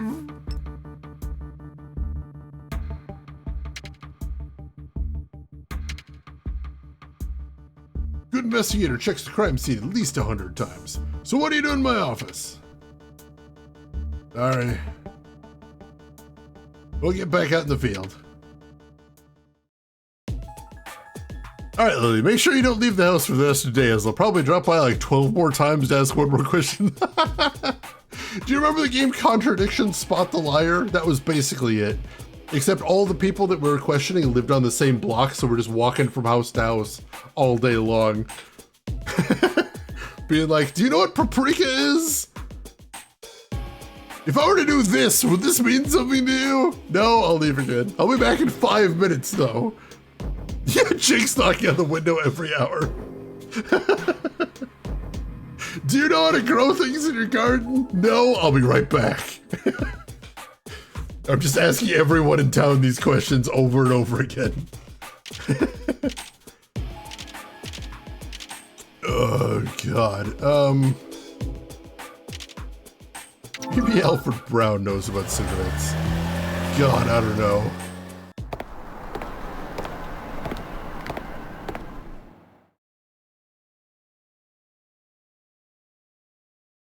There must be something that I missed here. Let's see. Give me just a second here. What did I miss here?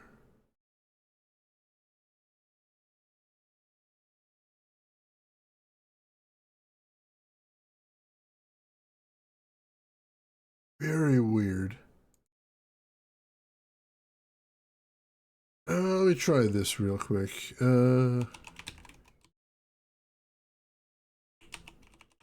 Unfortunately, I just happen to be playing a game that's basically ungoogleable. So that, you know, doesn't help.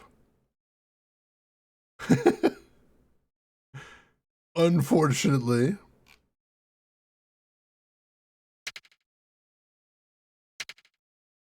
Curious what he's been up to since his confession, he says. Yeah, come on in. Did you go to the police after our talk? You bet I did. I told them what I stole 19 years ago.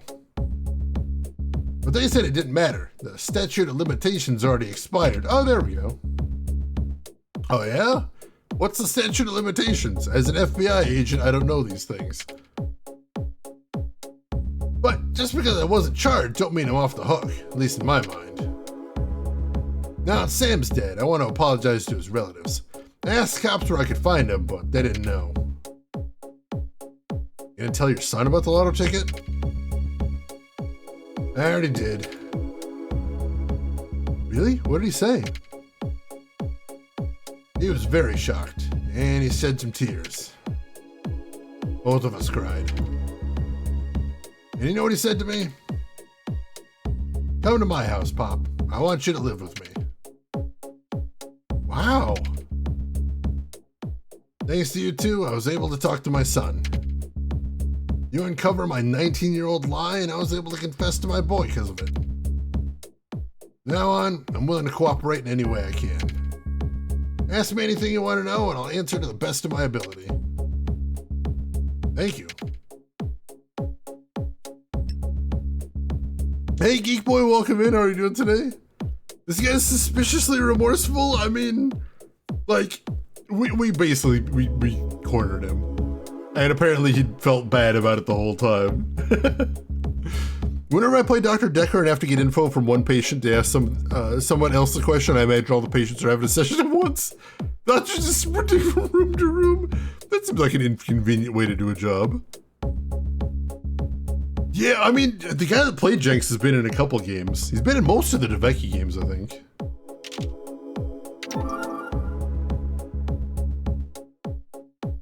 Do you know anything about Providence's second victim, Charles Smith? Charles Smith? Drawing a blank here. Sure wish I could help, though. I could show him a picture, maybe. Never heard of it. Hell, I don't even smoke. Not sure I know anybody that does smoke. Yeah, just to be sure, I'm gonna show him the picture. Charles Smith. Nope. Alright, he's never seen him before. Alright, cool. He was in Contradiction, he was in Shapeshifting Detective, he was in a very, very, very, very low budget FMV game called The Dark Side of the Moon, where he played the villain. I might play that on stream, but oh my god, it's very bad. You've seen the FMV games I've played. I'm telling you right now, it's very bad.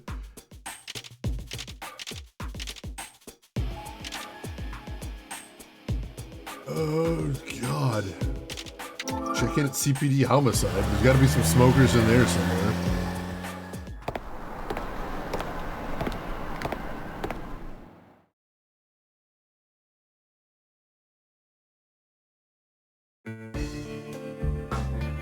That's right. See what you can get out of him on that.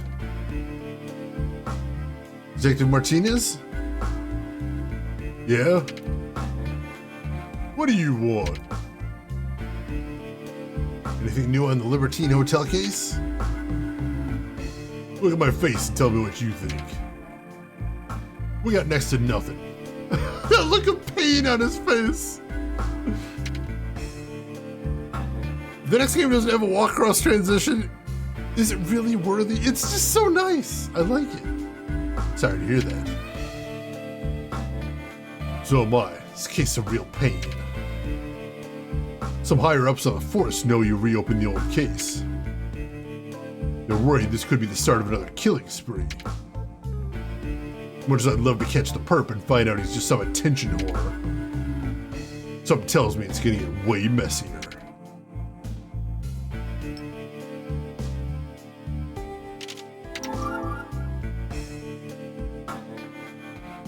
You got anything on Providence's second victim, Charles Smith? Taxi driver killed at Grand Park Garage? Thought you two were looking into the old murders, not me. You do your job, I'll do mine.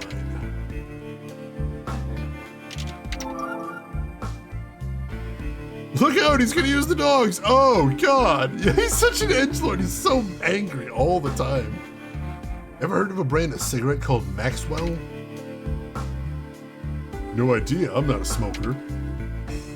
Ask somebody else. God damn it! What am I missing here?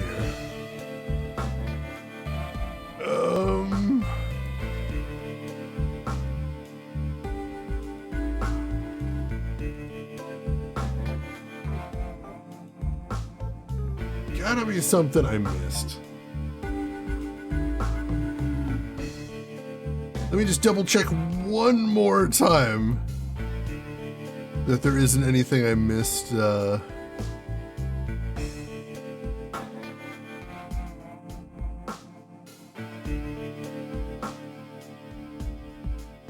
I guess there is one location we haven't been to yet. We can just go there. How's the investigation going? We're uncovering new facts little by little. Nothing significant enough to ID the killer. Too bad. How are you doing? Not good. We ain't got the slightest lead. Guess we both gotta keep hammering away till we get our perp. I just purchased TV time. Any information from Maxwell Sings, please call Crime Stoppers. Can I just visit Antique Roadshow? Is that a thing? Yeah, we haven't visited Philip Robbins today, and we wanted to ask him about the other lead investigator.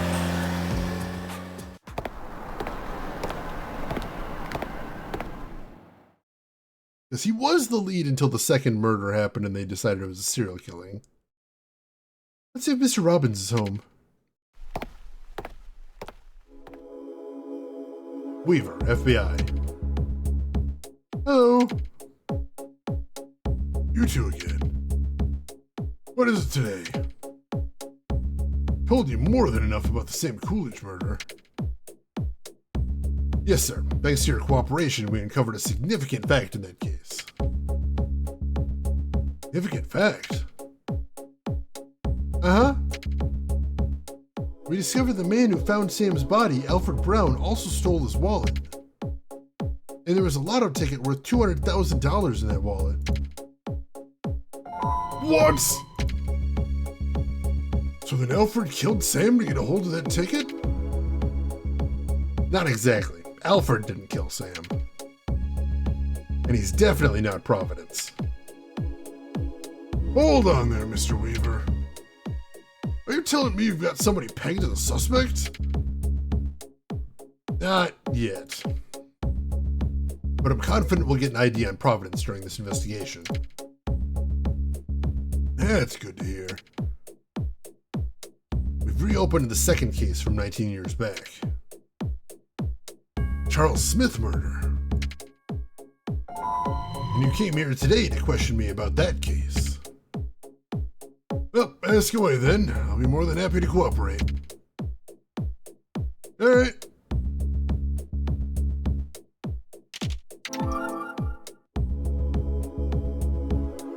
I'd like to ask about the second victim, Charles Smith. I remember a lot about Charles Smith. He and I were both born and raised in this town, you know. In fact, I'd see him around ever since he was a kid. That right. I wouldn't say we were good friends or anything like that. He was a blunt man and didn't say an awful lot, but he didn't have any enemies as far as I know. Now, he was on bad terms with his wife and they split up, but other than that, he stayed out of trouble. Baffles me why in the world Providence would kill Charles of all people.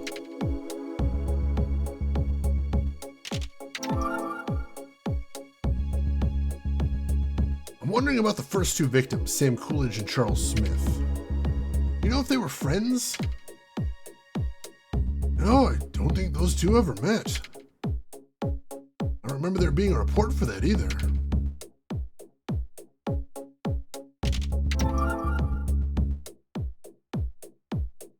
I heard another detective was assigned to the Charles Smith murder. That's right, Burnett Johnson. Tell me a little about this Burnett Johnson. Probably already know this, but he's the president of Johnson & Co. now. I knew it wasn't a coincidence. Interesting. Old Bernie Johnson knew how to get things done, and almost always got his criminal. Signed to the Providence case, he put everything he had into it. And he couldn't get the killer. The case went unsolved. Bernie quit the force after that. Are you still in contact with him? Not in the slightest. In fact, Bernie severed all ties with his old friends since he left the force. Apparently he gets pretty irritated when everyone brings up his detective years.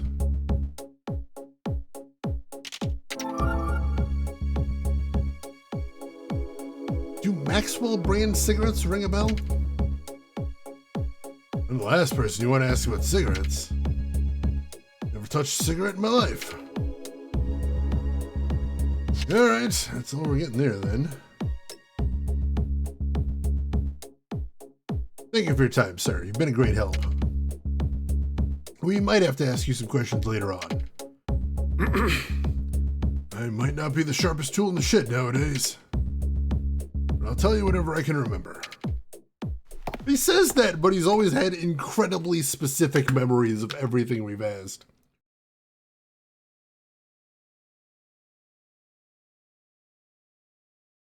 Like instant recall. She'll like to ask Burnett Johnson a thing or two now. Let's get over there. Oh, alright, so we got a new location there. I don't know if they're just gonna let us in to talk to the CEO, but we'll see. Old man syndrome? My boss likes to call it old timers. He can be a bit forgetful sometimes.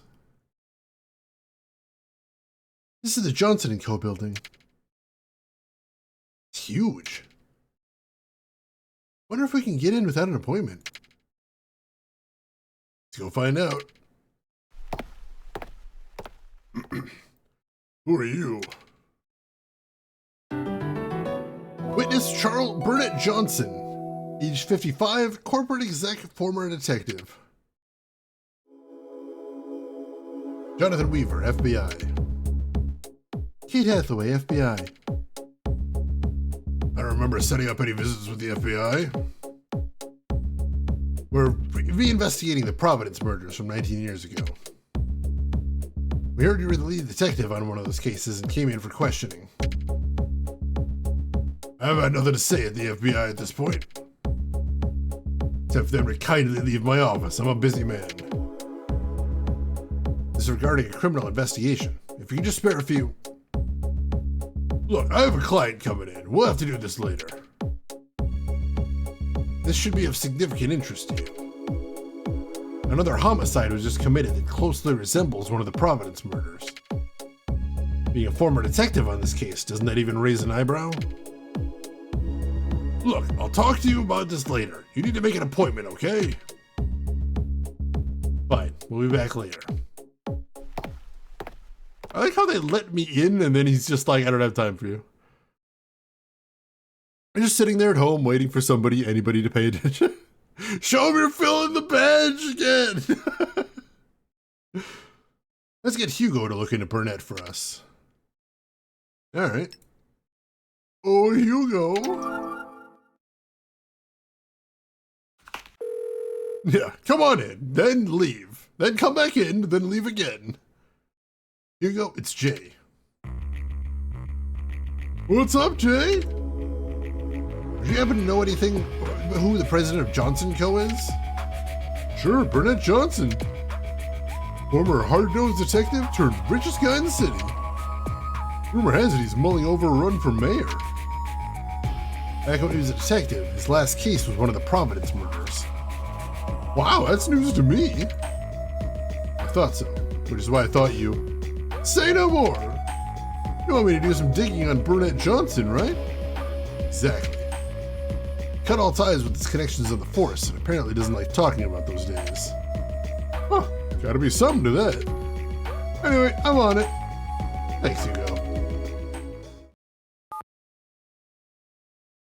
Let's hold off on questioning Burnett Johnson until Hugo digs up something on him. Good idea. I got a call from Maureen.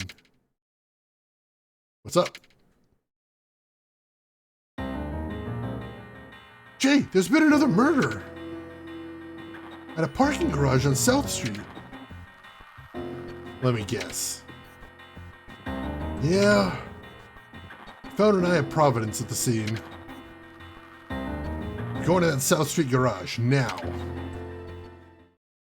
Well, shit, another second murder is in another parking garage again.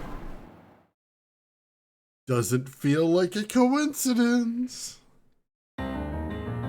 You two don't miss a trick. Detective Martinez, Maureen told us what happened. We had more cops on the street than ever. Now this happens.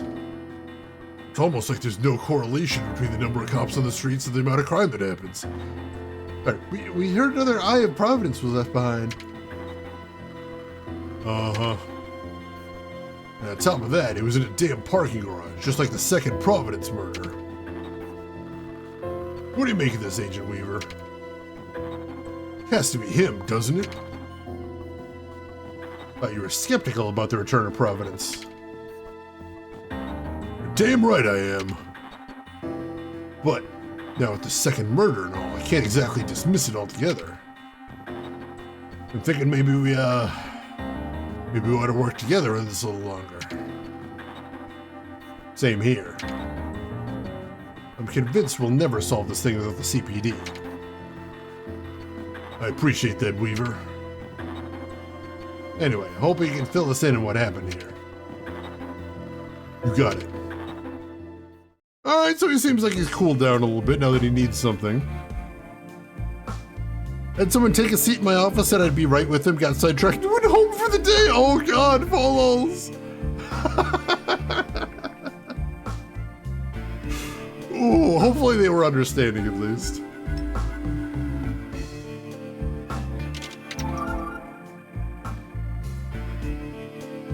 Give us a rundown of what happened. The murder went down here at the South Street garage. A bullet-ridden body was found laying on the ground near a taxi. The victim was a taxi driver by the name of Marty Adams. The homicide was most likely committed this morning. The murder weapon was a .22 caliber handgun. And get this, a warning letter was sent to the Clockford Times in advance. Unbelievable. Matches up with the second Providence murder from 19 years ago. Told you. And of course, the Eye of Providence was found next to the body.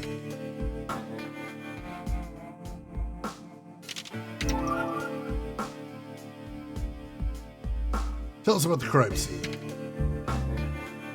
South Street Garage has a basement floor and 5 above ground floors for parking. Taxi was parked on the basement floor. There were 4 bullet holes found in the wall. No holes in the ceiling? Nope. What did your forensics team come up with?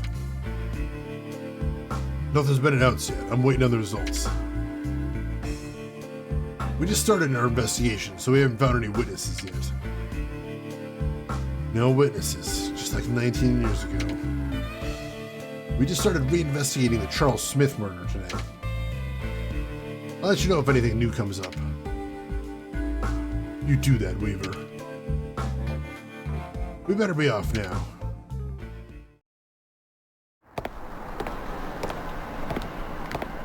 It looks like we went back to the office automatically.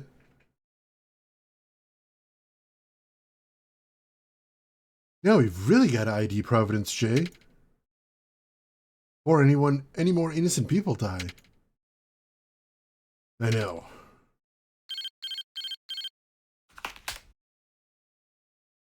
Yep.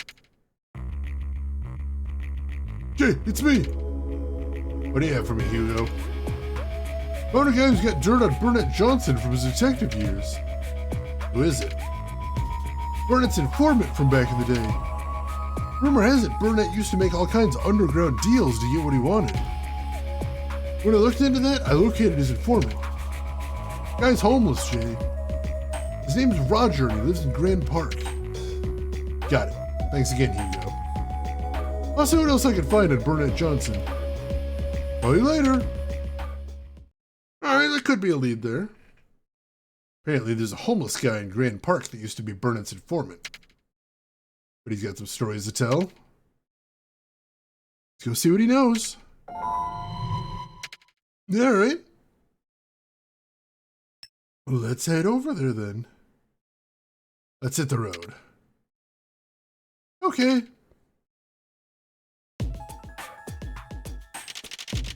And Grand Park.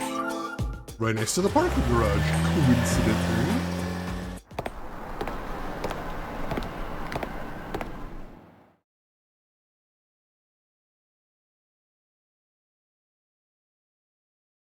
I don't know. You think this informant is really here?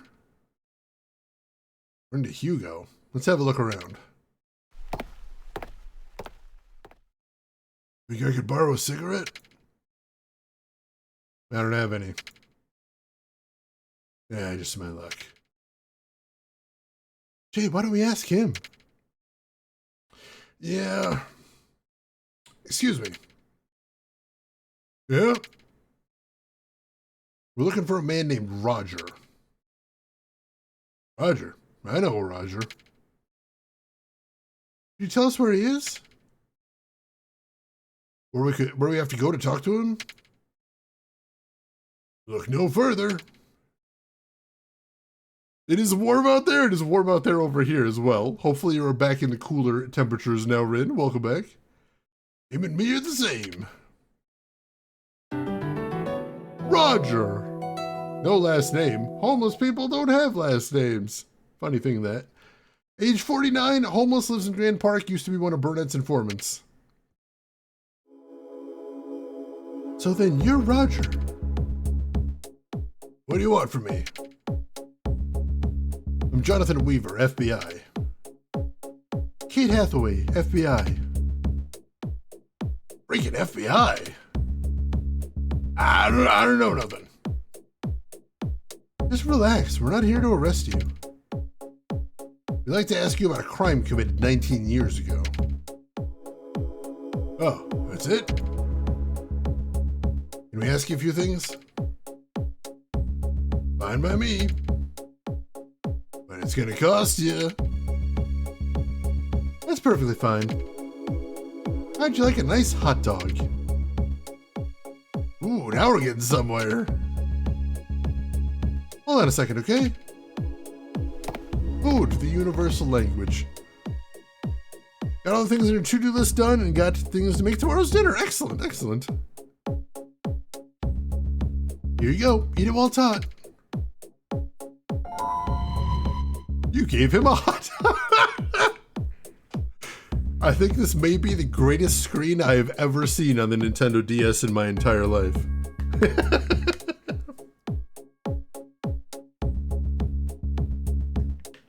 Majestic. Also, is there lettuce on that hot dog?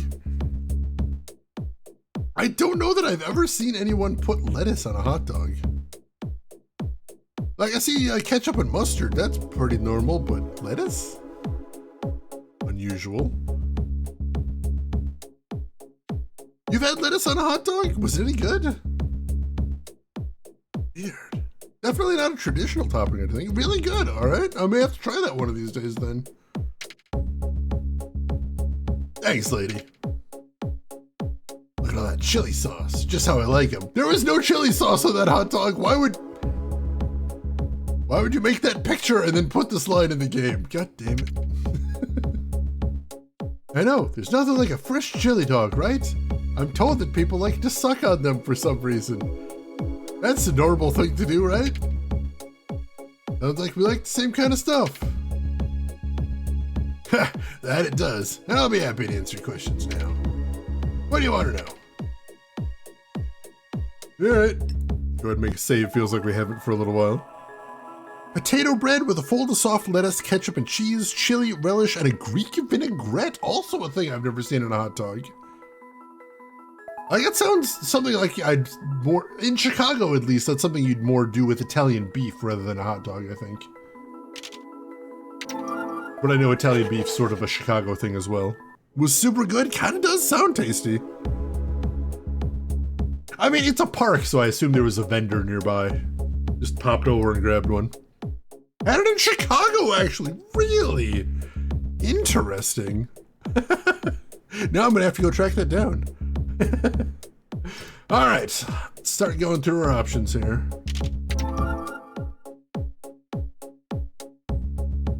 Can you tell us about your relationship with Burnett Johnson? Relationship? What do you want to know exactly? Weren't you working as Burnett Johnson's informant at one time? Yeah, but that was ages ago. I was making some decent money by selling that guy what he wanted to know. But once he quit the force, it was all over. Yeah, I bet you don't even remember nothing about me. Back then, I never imagined old Bernie would go from being a detective, the richest guy in the whole damn city. Just goes to show you how people are unpredictable creatures. Come to think of it, them Providence murders never happened. My life would have been a little different. Oh? Now we're getting somewhere.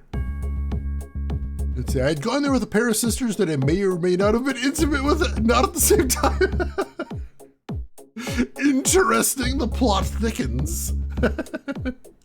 Hey, Lost Edge, welcome in. Also 4M, how are you doing today? Hope you're doing good. I don't get why hamburgers are normally a lot cheaper than hot dogs, unless they're Super Bowl hot dogs. I don't know, I mean, definitely if you buy any sort of snack at like a sports venue, they're gonna overcharge the hell out of you, which is kind of crazy.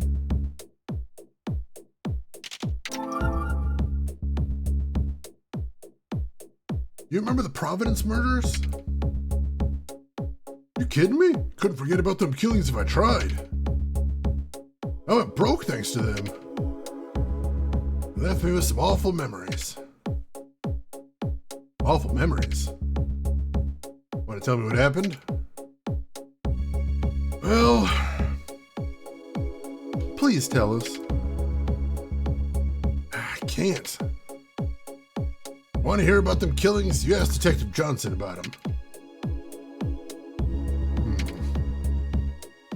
All right, we'll just have to talk to Burnett Johnson about this, face to face. Unfortunately, it's not willing to talk to it. What if we brought that to PC and just made mouse, keyboard, and headset be 90% LCD display? Oh my god. That's glorious. Went to a Raiders game in Vegas and smuggled in hamburgers. Hell yes, I have definitely smuggled some McDonald's hamburgers in the wrappers into movie theaters before. It's just so easy. Oops, no, we were gonna ask about the cigarettes, right? Gotta ask everybody about the cigarettes. What if you get caught smuggling in food? They either ask you to throw out the food or they tell you to get the fuck out. They do stay, they will steal your food. Or they don't actually want to like touch it or anything, but they'll be like, you have to throw that out right now. Thankfully, most cases, it's just a bunch of teenagers that don't actually care. Like, they know you're not supposed to, but like, nobody wants to actually bother somebody. Doesn't matter. You ever heard of Maxwell brand cigarettes? You bet I have. Too bad they don't make them nowadays. Used to pick them up in this park all the time. People leave them on the benches. You like them too? Not exactly, but I'm looking for some.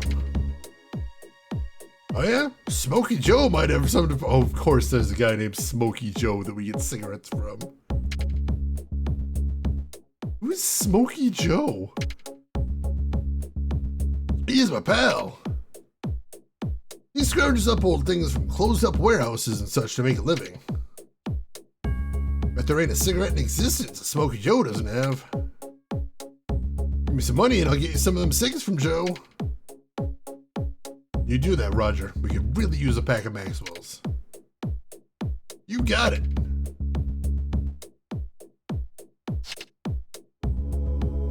Alright, do we have to like come back or what? How are we doing there? Oh, the movie theaters in the UK will let you bring your own food as long as it's not too noisy. That's nice of them. We've got a couple of really nice dinner theaters around here where you can actually like order a meal and eat it while you're watching the movie too, which is rad. Kind of hard to get caught though. It's not like they employ dogs to check. No, but like they do have like a night vision camera in most theaters overlooking the theater. Just to make sure there aren't too much shenanigans going on.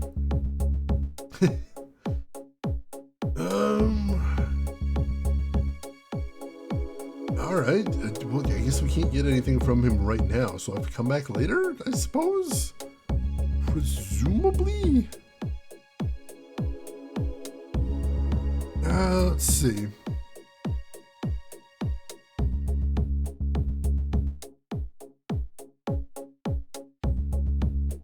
So we already... Let me double check this real quick. We did actually make a bunch of progress right there, so that's nice. Feels like things are moving, thank goodness.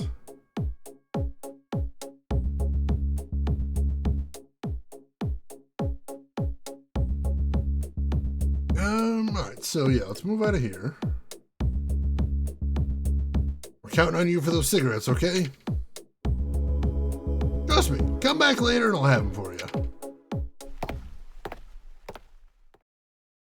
It's the last place I thought we'd find those cigarettes. Same here. What do you say we go pay Burnett Johnson another visit? Sounds good. Let's go. We don't really have a ton of evidence, but like maybe we can get something out of him now. Worth a shot, probably.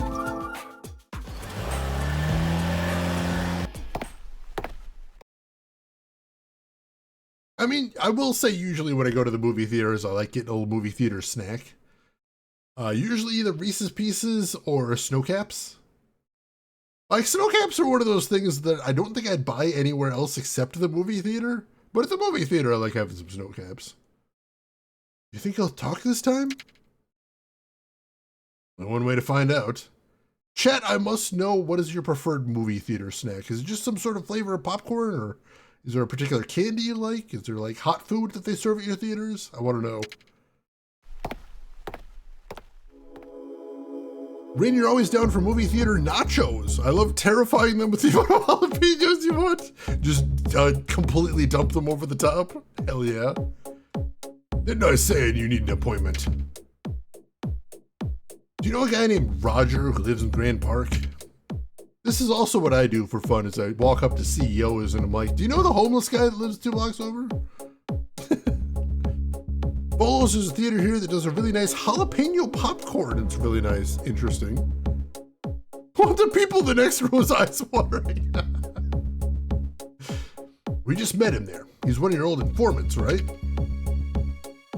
Roger. I don't know what you're talking about. Name doesn't ring a bell?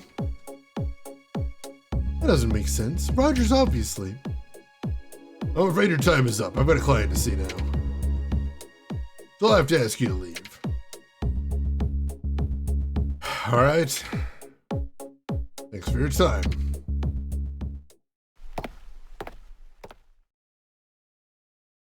Whoa!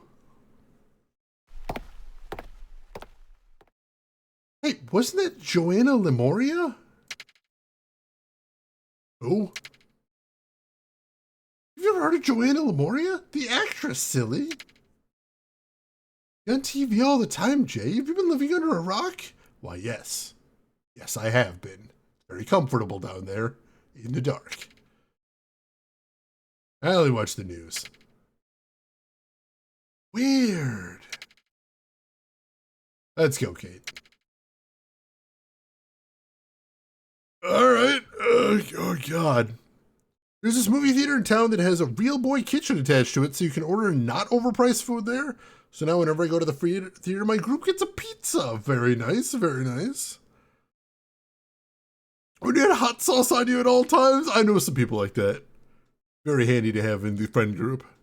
It's very peaceful under the rock. The grubs call me king. I am a benevolent ruler, though I rule with an iron fist. Alright, let's make another save.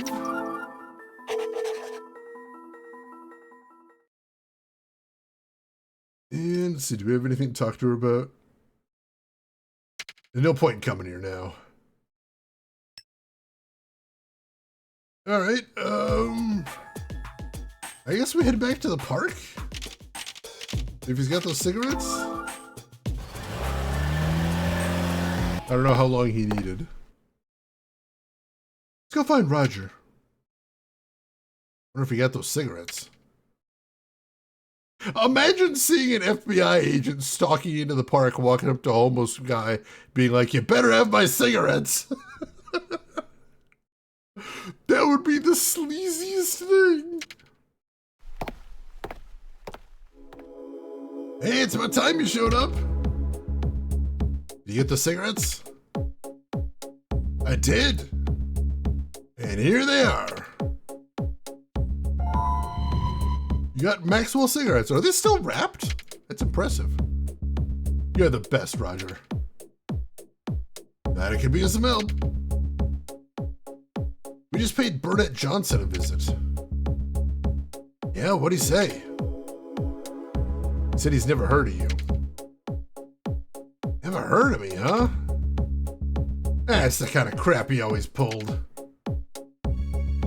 Roger, what exactly happened between you and Burnett? I ain't the one to ask. Talk to him about it. See. We'll be back later, Roger. Hope you'll talk to us then. Hey, whatever. He was just crazy all along. I'm trying to remember what I got at the dinner theater because I haven't been there in years. I do know they made really good potato skins. And just eating potato skins while you're watching a movie turns out really awesome. Alright, so we got the cigarettes. So finally, we should be able to finish the vision at the parking garage. So let's go back there and do that now.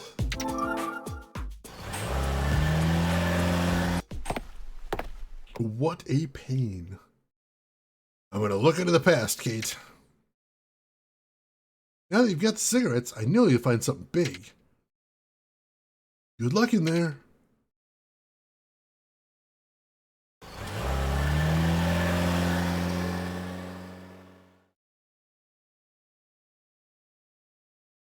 All right.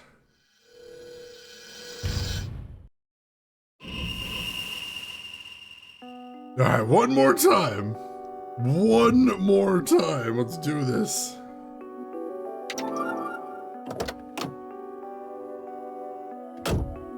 can't believe the Vision is this picky. Alright. Look down. I'm gonna make a save state just to be safe. Go into the inventory. Grab the cigarettes. Use cigarette with sewer grate. Let's light the cigarette.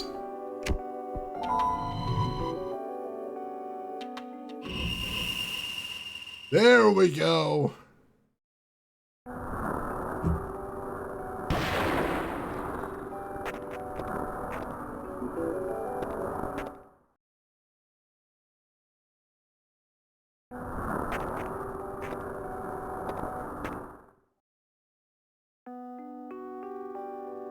Alright, I think we've got the complete timeline now.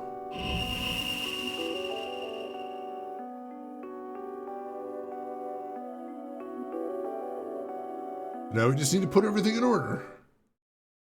Got all the fragments of past visions. Now to trace the incident from 19 years ago. Now the truth will become clear. Alright, so this is where we put all of the scenes in order. And then once we do that, we get, it clears up all the fog, so to speak. Alright, so first obviously is inside the car. Cabbie smokes. Got a woman in the back seat. She doesn't like the smoke. He basically says, sorry, I'll go outside.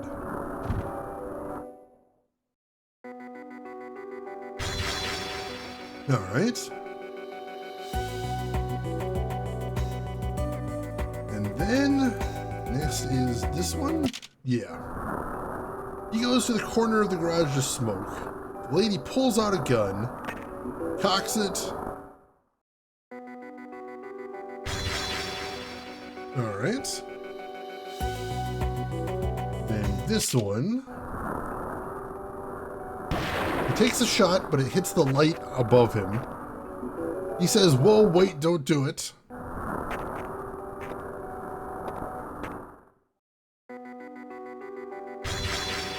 Alright. And this one.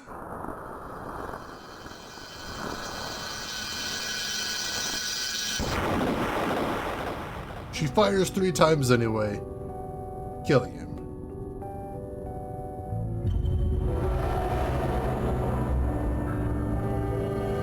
And then she places an Eye of Providence next to the body. And then finally, the most confusing part of the vision. She flees the scene and ends up tripping over a traffic cone.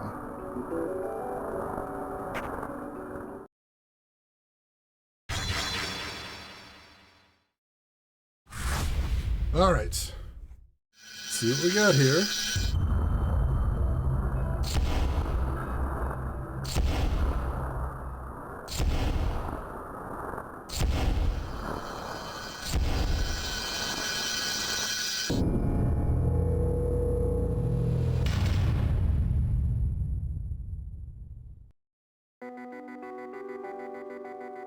Was that the actress lady?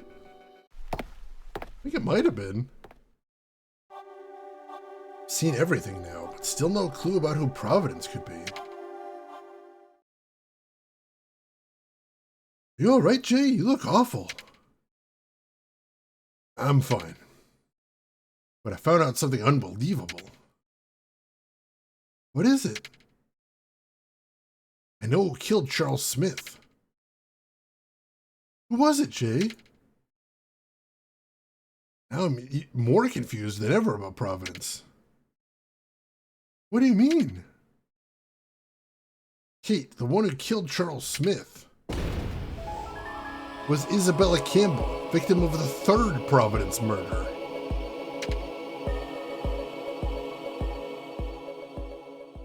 Alright, that's even more confusing.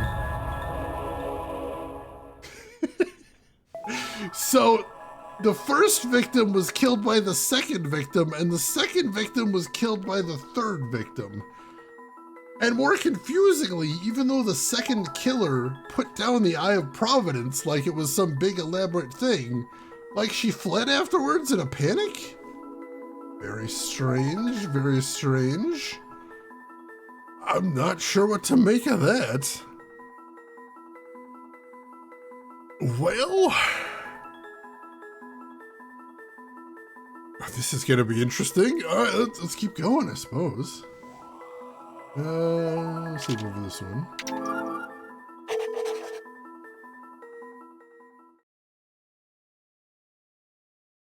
March 10th, 2010, day 5. My head is killing me. Why do I feel so drained after viewing the past? Those visions must suck a hell of a lot of energy out of me. Without the visions, we'll never find out what happened 19 years ago. Murderer's face I saw at Grand Park Garage yesterday was Isabella Campbell, without a doubt. But Isabella was the third one killed 19 years ago. What could this mean? The killer I saw in the first murder case was Charles Smith. Charles Smith was the second victim. And he was killed by Isabella, the victim in the third Providence murder. There's a chain-like pattern of killings, but where does Providence fit into all this? Who the hell are you, Providence? If they weren't laying down the eye of Providence at the murder scenes, I'd just as soon assume these were coincidences, but there was the letters sent to the newspapers, there was the eye left at the murder scene. Relay race of death! Second time I've seen a plot like this and I don't have any nickels. That is a tragedy. Really got to get those contracts set up beforehand. Yeah. Jay, it's me. What's up, Kate? I just talked to Maureen. There's been another murder. Joanna Lamoria was killed. Remember the actress I spotted at Johnson & Company? She's the victim. No way. She was strangled at her own house, Jay. You gotta get right over there. I'll meet you at the crime scene. That's also what happened with the third victim, as she was strangled inside of her own home. So once again, the killings are mirroring the ones from the past. Over here, Jay. About time you showed up. Detective Martinez? Looks like we got another one. One after another, huh? This is driving me out of my skull, Weaver. The Providence bastard's probably having a good laugh right now. Did you tell him what we found out, Kate? Not yet. You got something to tell me?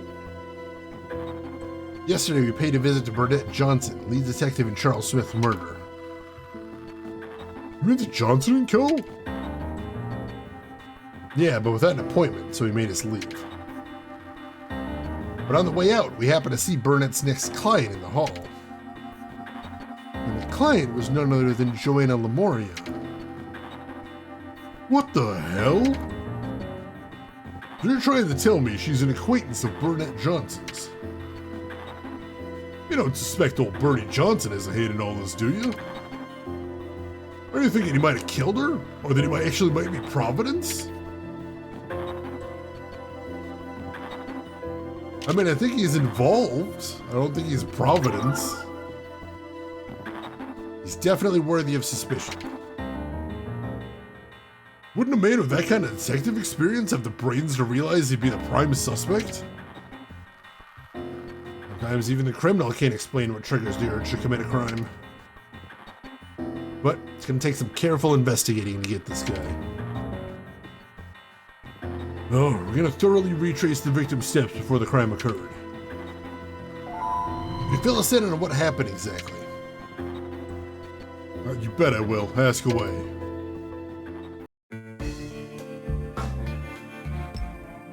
Suddenly goes straight to his own theme. I assume that's his theme. Alright. Very twangy. Feels like it fits his character well. A guy that probably isn't a maverick, but definitely thinks he's a maverick, and almost certainly describes himself as a maverick in casual conversation regularly. You know the type.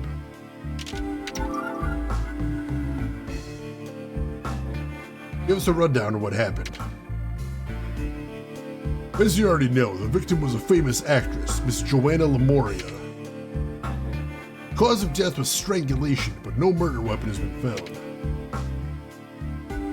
She was killed in the same way Isabella Campbell was 19 years ago. Right, exactly the same.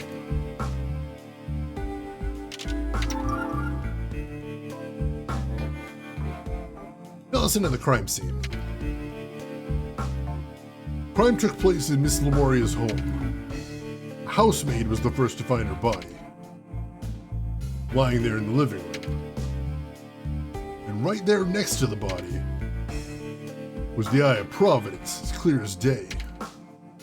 The maid who found the body was off on the previous day. Right now, it's not clear what kind of people were going in and out of the house. So what's next, Jay? Let's go back to the office and think this through a little. Okay. Detective Martinez, we need to get back to the office now. I'll let you know if any details surface.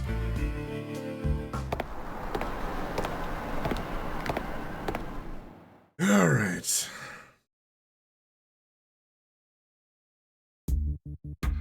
Another innocent person killed. What are the chances of Joanna getting killed right after we saw her like that? Think it's a coincidence? What's that supposed to mean? Nothing, just a thought, I guess. You think we can stop the next murder by looking into the past? And no, we can. Let's start investigating the third Providence murder today, the Isabella Campbell murder. Sure. Jay, why don't we check the Isabella Campbell murder file before heading out? Good idea. Alright, so let's run down the details.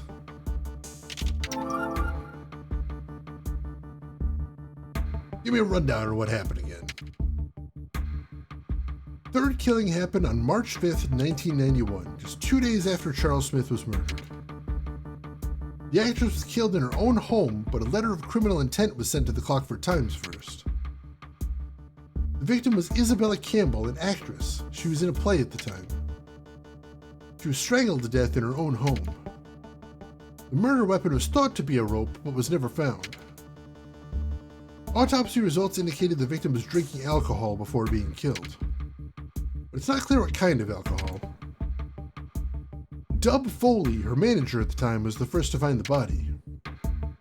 Detective Burnett Johnson was in charge of this case, too.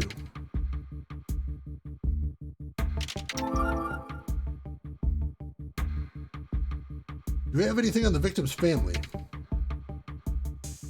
Nothing on file about Isabella's family.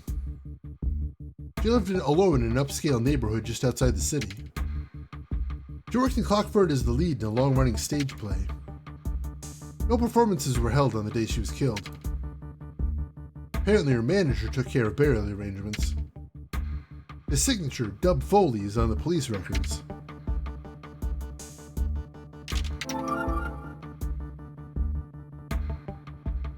What do the Isabella and Joanna murders have in common? Everything. An actress was strangled to death in her home and an Eye of Providence was found next to the body. There's no doubt the Joanna murder is a copycat of the Isabella murder. What's your take on Providence's ID? So far, I've seen the faces of two criminals in my visions. What I've deduced from those is that the first killer ended up as the second victim. The killer in the second murder ended up as the victim of the third killing. All the murders seem to be linked in that way. They really are linked like that. Then we'd have to deduce that Isabella's killer is the fourth murder victim, Duke Desmond. Exactly. Then who is Providence in all of this? I'm not sure yet, but he's gotta be a link in this twisted chain of killers. If we can figure out what holds this chain together, we'll definitely get an ID on Providence. I hope you're right on that. Let's update Henry on the investigation before we head out. Yeah, so far we haven't found any link between any of these people. It's really weird. He's not in today. He took the day off. Day off? I never knew the boss took sick days. He hasn't been well for a while now, and he finally had to give in and stay home. It was nothing serious. Let's go, Jay. Best medicine for Henry would be news of Providence behind bars. Alright. Well, we can go talk to... Or we can go to Isabella's residence. So getting in might not be the easiest thing in the world if somebody lives there. Wow, that's elaborate. Holy shit.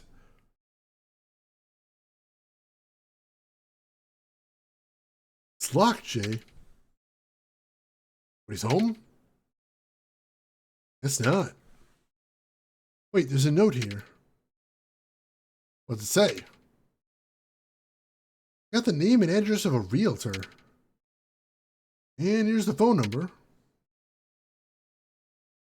Alright, maybe we can call him to let us in. They might be able to tell us something. Alright, I'll give him a call. Let's see, I'm beginning to feel the guy who transitions the scenes by walking across the screens is doing this to Makumi in particular. I was doubting the game before it even started. Now he keeps showing up with a bag of salt to remind everyone.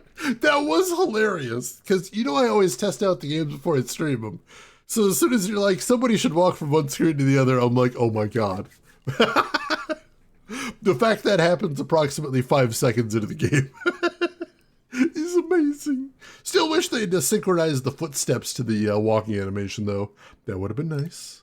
All I'm saying. Alright, we'll make another save.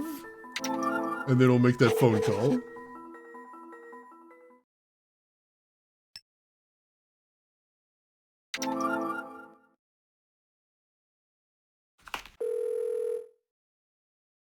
Hello? Oxford Real Estate, how can I help you? Hi, my name is Jonathan Weaver. I'm with the FBI. We'd like to investigate one of your properties, the Isabella Campbell residence. Well, we do handle that property. By investigation, I suppose you want to get inside? That's right. Okay, you'll have to contact our staff in charge of viewing appointments. Who is it I need to talk to? That would be Mr. Dub Foley, General Manager at the Minerva Theater. I'm sure you'll find him there. Mr. Foley's the one you need to get permission from to do your investigation. Dub Foley, huh? Alright, thanks a lot. Dub Foley? Is that who I think it is? Yeah, Isabella's former manager. We can find him at the Minerva Theater. Perfect, we'll question him there. Alright, new location. I'll take that. See what we got going on over there.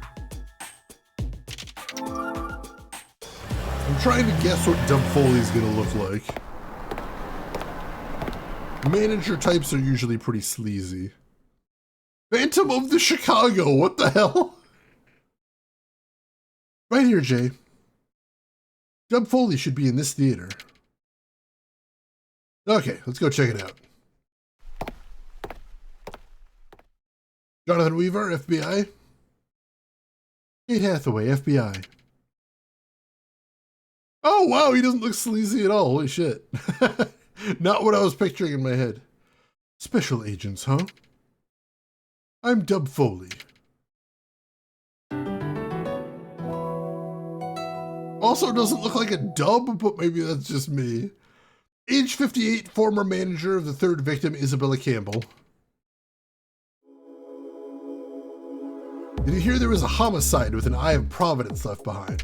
Of course I did. Joanna Lemuria was murdered just this morning. Just like what happened to dear Isabella 19 years ago. Right.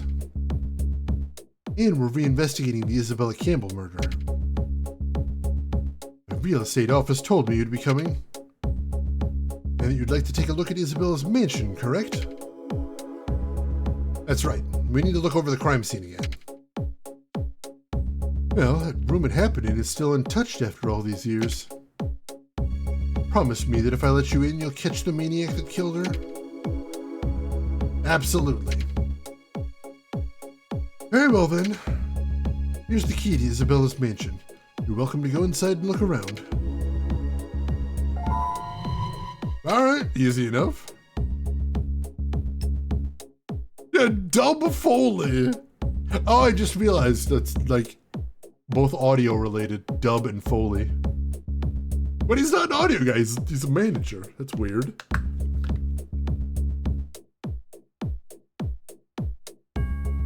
It's like an Ace Attorney character name, but for the wrong profession.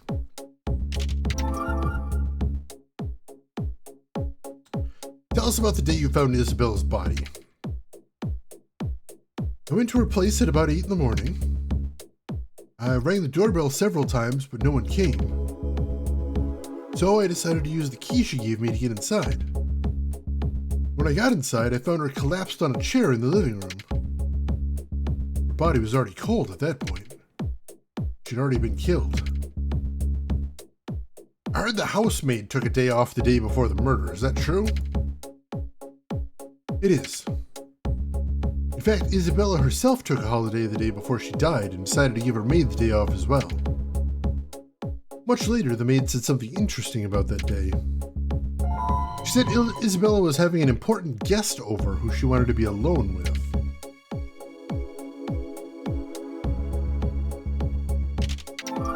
Interesting. Do you have any idea who this important guest of Isabella's might have been? No idea.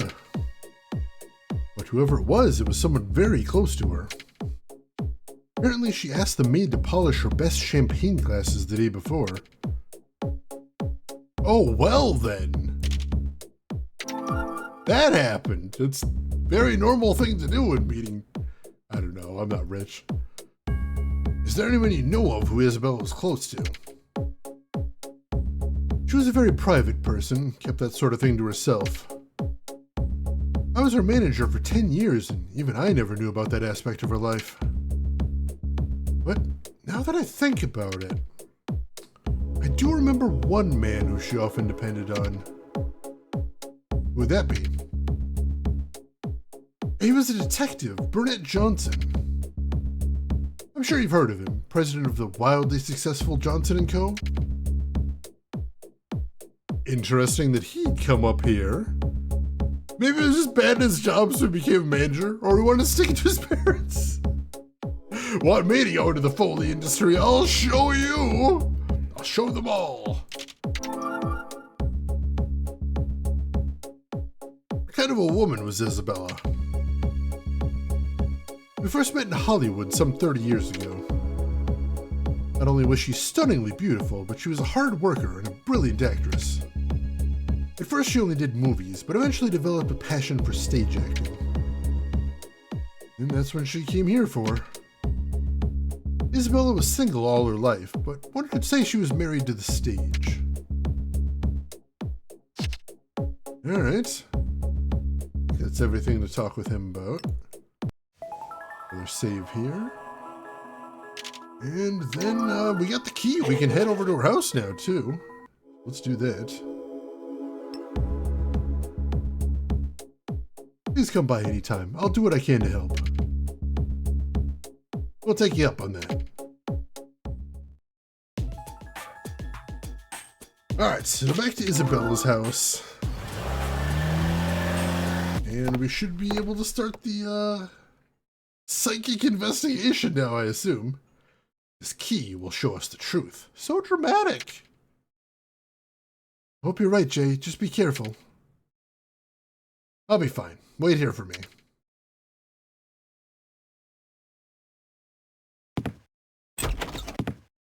That was a very Resident Evil style transition right there.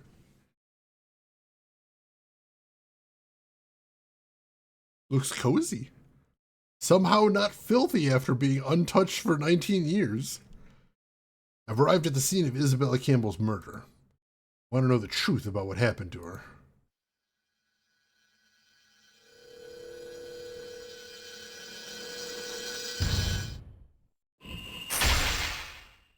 All right, 5 things to find. So I'll start by making a save state now that we know that's dangerous. I would like to know more about their HVAC system. Honestly, yeah, that probably is the question to ask, isn't it? How do they get enough circulation that's not just horrendously disgusting in here?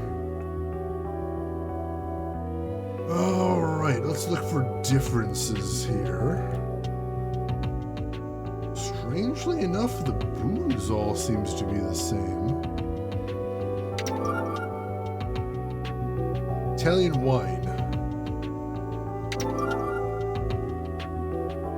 This wine has been laid down. Thanks for letting us know. I couldn't figure that out myself. Everything looks the same here. I'm not going to investigate everything, I don't think. Not until I've got a good reason to. Alright, let's keep looking around. That looks suspicious. Picture of roses. A composition with a single red rose standing out. There's an unusual black rose drawn on it. Interesting. There's a chest here. No difference from the past. Alright, there's more wine bottles here. And there is a difference here.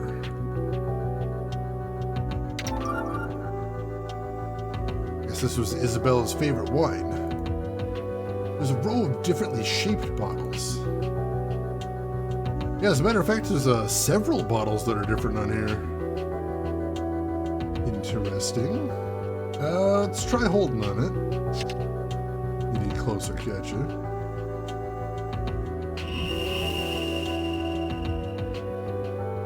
Ah, this feeling.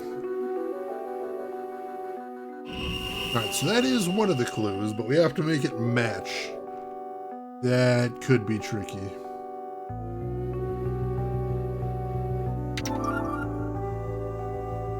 There's wine from various areas and many brands. There's a row of differently shaped bottles. Alright, so can we pick up some bottles? Let's see, I need a green one with a tall, or that one's probably the one down in the green one's probably the one in the bottom right, I think. That one I probably don't need to get from anywhere. Same thing, the one in the top right I think is supposed to be in the top left in the past. And the one in the top center I think is the bottom center in the past. So what's missing? What is missing?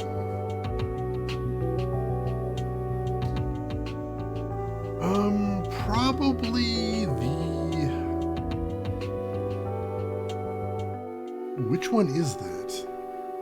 Those are close.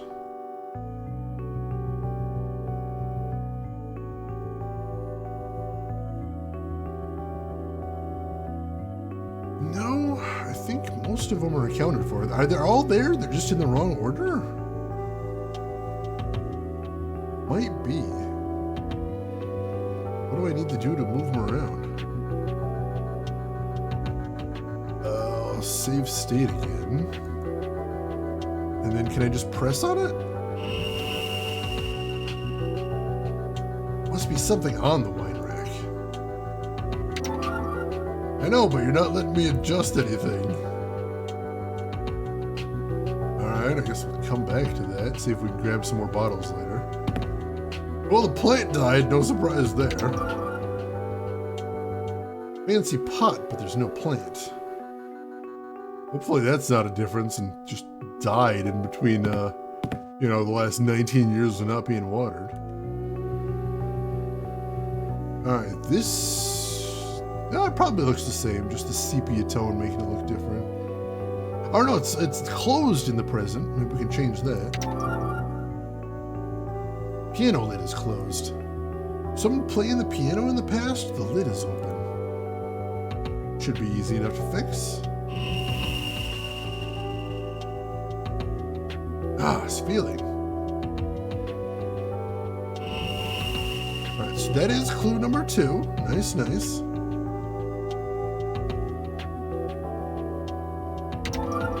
open it? Well maintained, considering that no one uses it. So I'll investigate the piano. Alright, so we got that vision successfully. No, we didn't. Oh, God. Why? Musical puzzle, isn't it?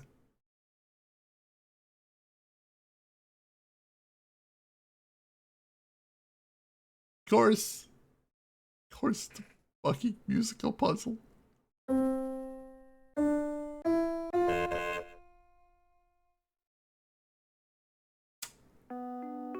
What should I do? I don't have any music.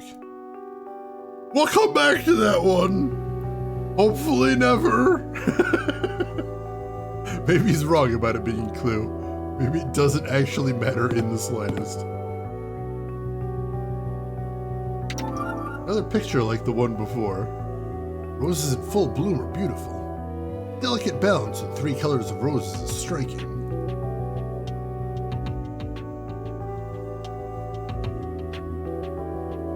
I wonder.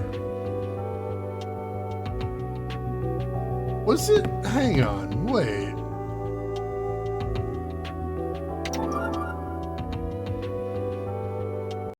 Let me double check this.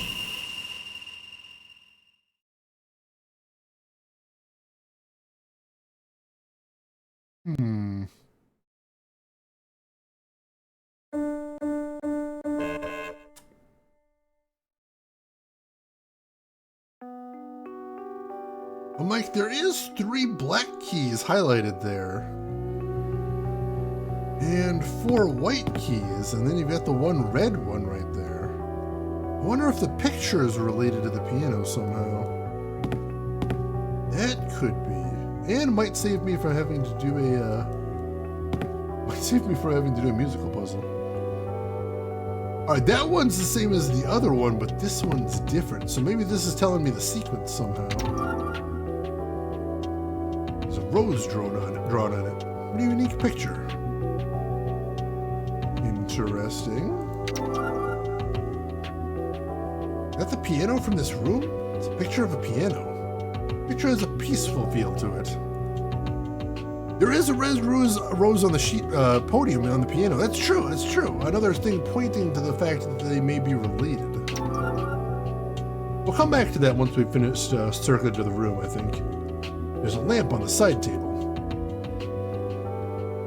All right, curtains look the same. Floor lamp looks the same. Table and lamp looks the same. Chair looks the same. Center table. Couches look the same. Oh, nope. There's a stain on this one, I think. A 2-seat sofa. Looks like it hasn't been replaced.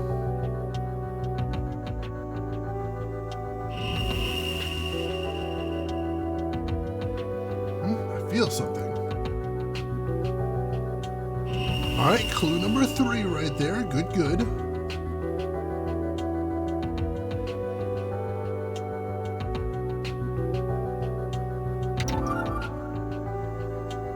Very comfortable.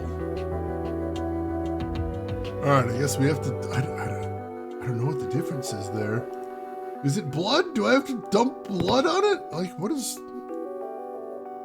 that on the couch? I mean, it shouldn't be blood because she was strangled. Either way, we need to do something more to make that match, I guess. All right, and there's another painting up here.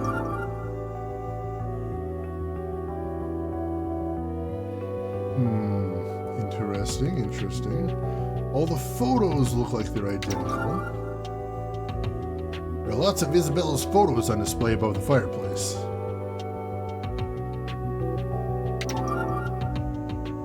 That's just the fireplace.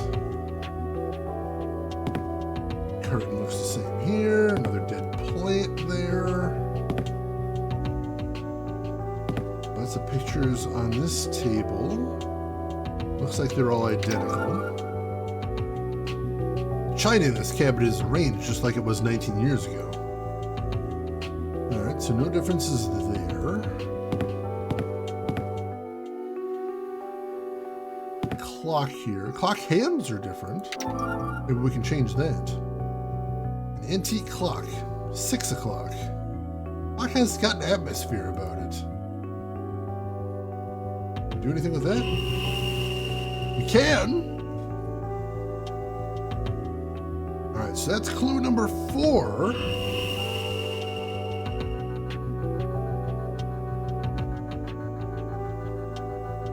What should I do?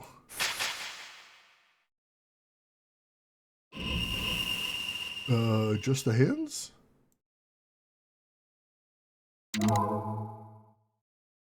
What was that? Guess I should close the lid. That was weird. Yeah, I know I have to set it at the right time. What was that control scheme?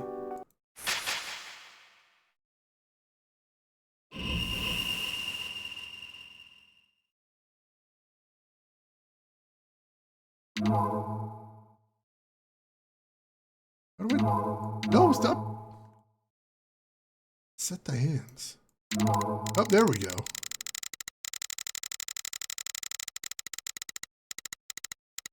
Oop, no. There we go. So dramatic. Ooh.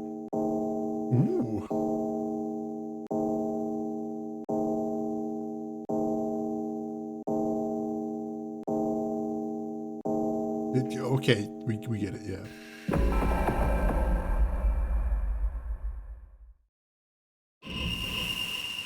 And we get our first flashback.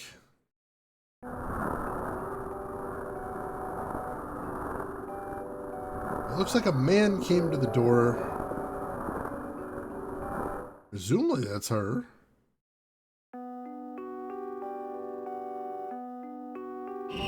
All right. That's 4 clues obtained, 1 solved. Isabella invited a visitor into the room. It's like it's someone she knows.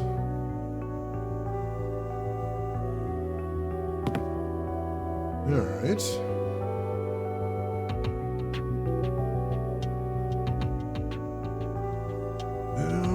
Let's see. Can I do anything with this door here?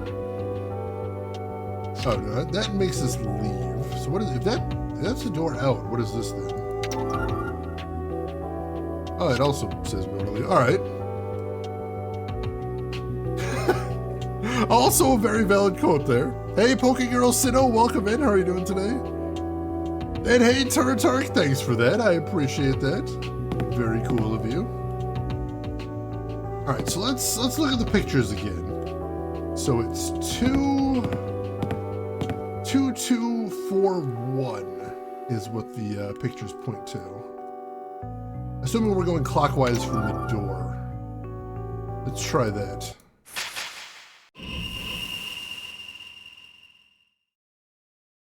Two, 4, 1. Not that. Can I try the other order then? Or, oh, maybe we have to go from the piano. Clockwise from the piano, maybe?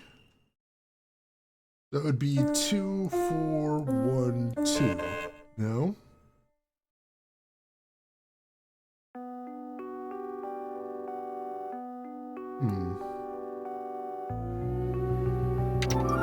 Try going backwards.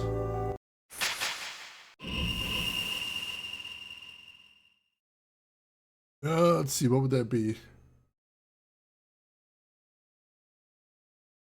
2142? Nope, not that either. All right. I think we're on the right track. We just need to figure out where to start, is the question.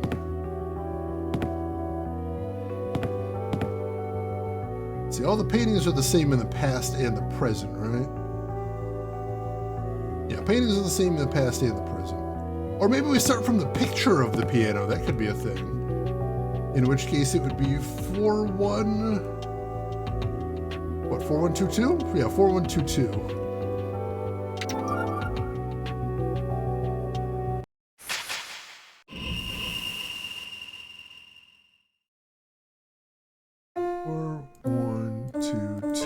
Nope. Oh, we're so close though. Let's see, can we interact differently with any of the pictures now?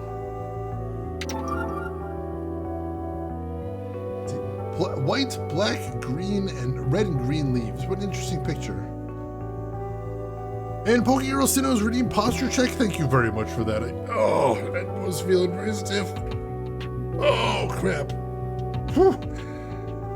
Chat, you might want to take a second to stretch out too. Ugh. I don't know about you, but I tend to get into a bit of a hunch when I'm solving puzzles, and stretching out is a very good thing.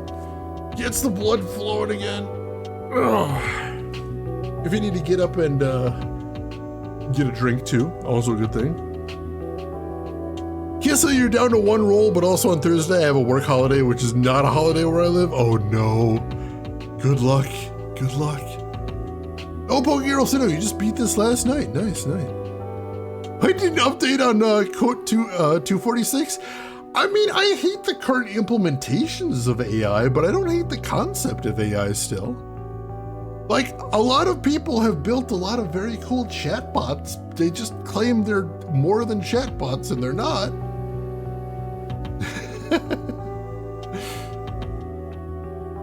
Let's see. Please ensure alignment of your meat prison, please. Please. All right. Whew. Let's see, if we look at the picture of the piano again, does it have anything to say? Is there any significance there? No, I don't think so. Nothing strange about it. All right. You mentioned the green leaves. Are those different between the pictures? I wasn't paying attention to those before. Ah, the leaves. The leaves show what the order are. Gotcha. All right, so it's 1, 2, 4, and then what's the last one? 2? Yeah, 1, 2, 4, 2. All right, there we go.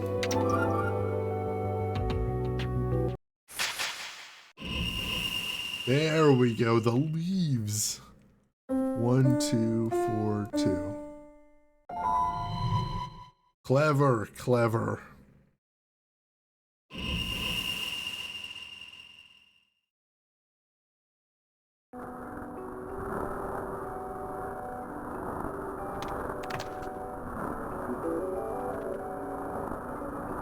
I'm not sure what happened there.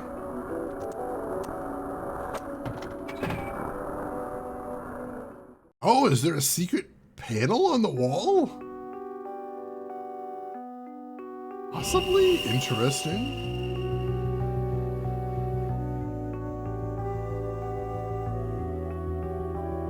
Isabella was taking something out, but from where? What the? The picture moved. What's going on? And there was a safe behind it. Safe is locked. I'll need a password too. I mean, is it possible it's the piano code again? 1242?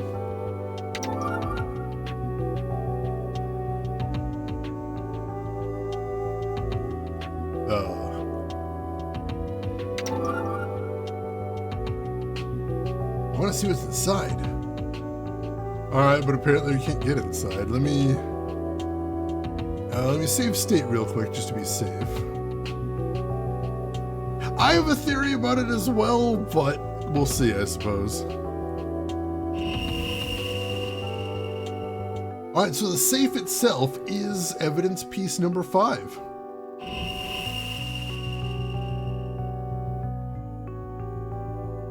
All right. So we've found all 5 pieces of evidence and we've solved one of them. Yeah, you never know what's gonna happen. You don't want to take those risks. Alright, so if I hold on it again now, on a hidden safe. Alright, I can't do anything else with it. Weird. Guess I'll have to come back to that? The game doesn't seem to want me solving it right now. Alright, so we also have the booze and I don't remember what the other puzzles we haven't solved are. I know we've got the booze one. That seems like an obvious one to do. Don't know why I can't rearrange them though. Or can I?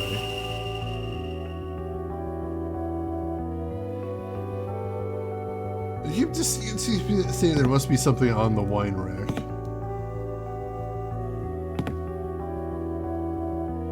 I mean, yeah, I agree. Alright, let me double check. Is everything there as it was? I think so? Yeah, I got 3 of them are all the same, 4 of them are all the same. Yeah, they're all the same bottles, they're just in a different arrangement.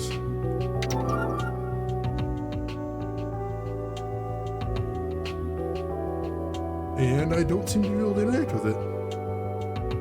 Yeah, the thing with the cigarette in particular took forever in the last case. Yeah, I suppose we might just need to come back later. Yeah, there was the couch. We still haven't figured out what to do with that. I guess we just need to press on it a second time. Nope, something about the sofa, he says. That will probably need to come back to as well. And what was the third thing? So the sofa, the bottles, and the safe, right. Alright, so we may have done everything we can do right now here. We'll save state and then we'll head outside. Alright, Kissa, you enjoy your Greek food and thanks for hanging out as always. I'll continue the investigation and check for information.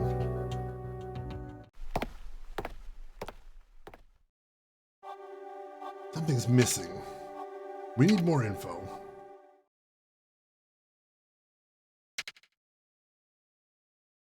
Those bottles in the wine cabinet seem significant.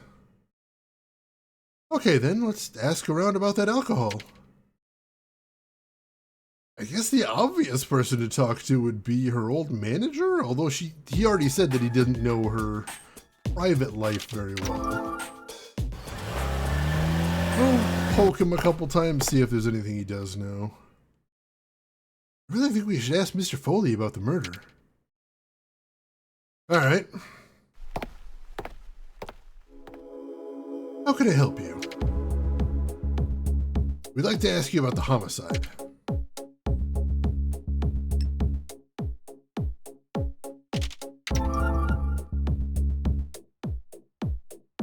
She collected fine wines as a hobby, and she was especially fond of champagne.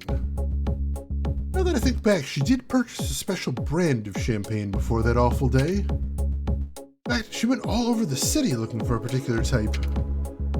Fortunately, I don't recall the name, but it was awfully expensive. Well, damn it, that's almost helpful. I don't think we have anything in inventory right now. No, nothing useful. Alright, well, he did mention that Isabella was supposedly in tight with the former detective. Not like he's being very chatty, but I guess we gotta try.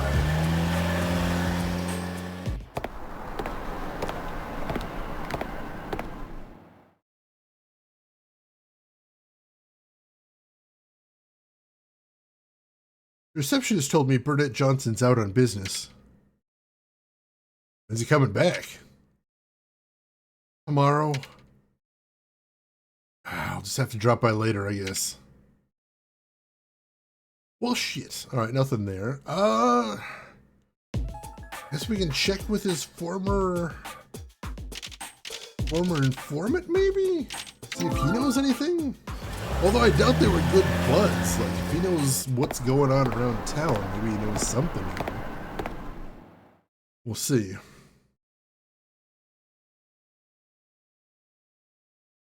Wonder if Roger's around.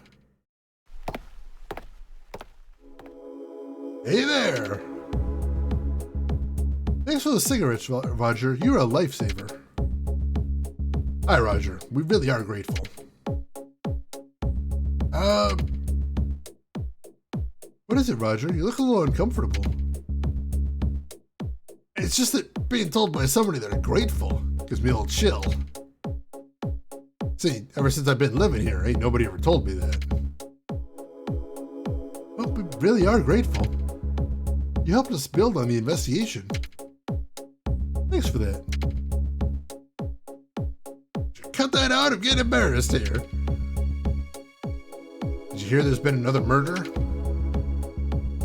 Oh no, who was it this time?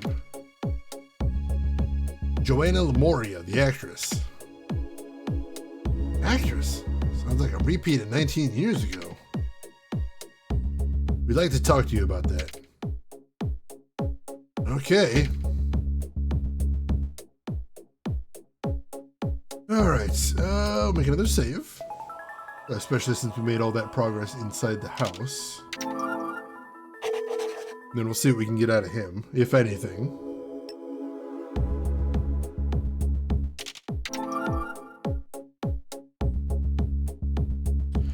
Did you know anything about Isabella Campbell, the third victim from 19 years ago?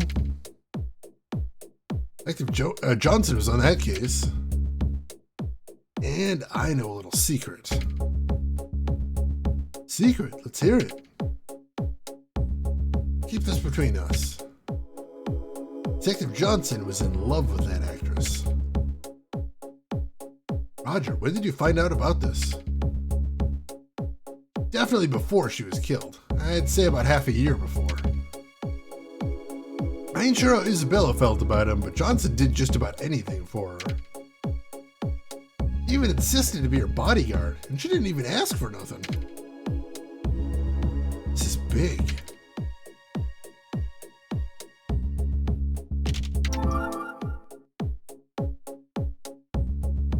Interesting question there. I know she liked booze. Detective Johnson was always taking her champagne and fine wines backstage. But I don't know what her favorite brand was. Well, worth a shot. Alright, so, yeah, the, former detective looking even more suspicious now. Park is my stomping ground, so drop by anytime. Thanks, we might have more to ask you.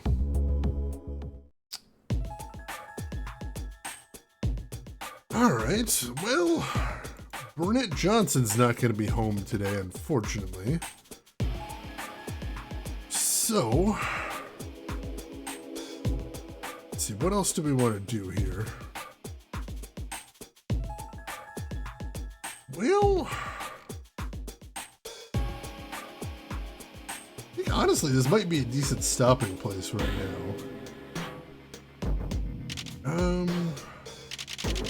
Pop over to CPD and see if they have anything new. And then we might stop here for the day. It is getting kind of late.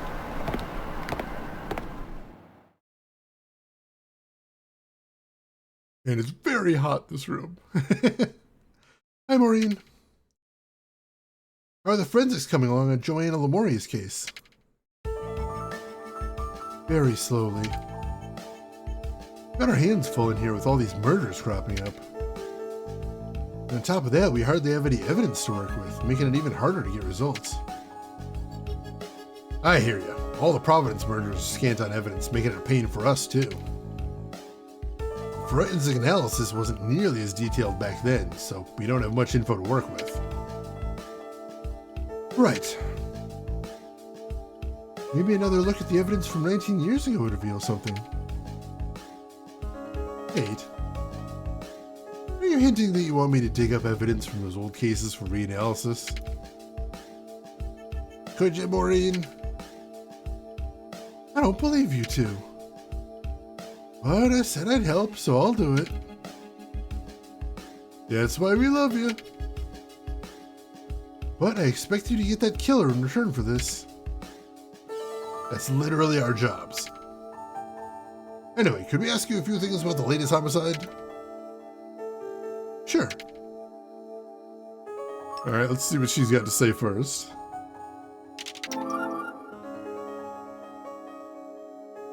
Do you know anything about Isabella Campbell, the third victim from 19 years ago? Nothing other than what's in her forensics file. Don't forget, I was just a kid back then. I heard she was a famous actress, but I only vaguely remember seeing her in pictures.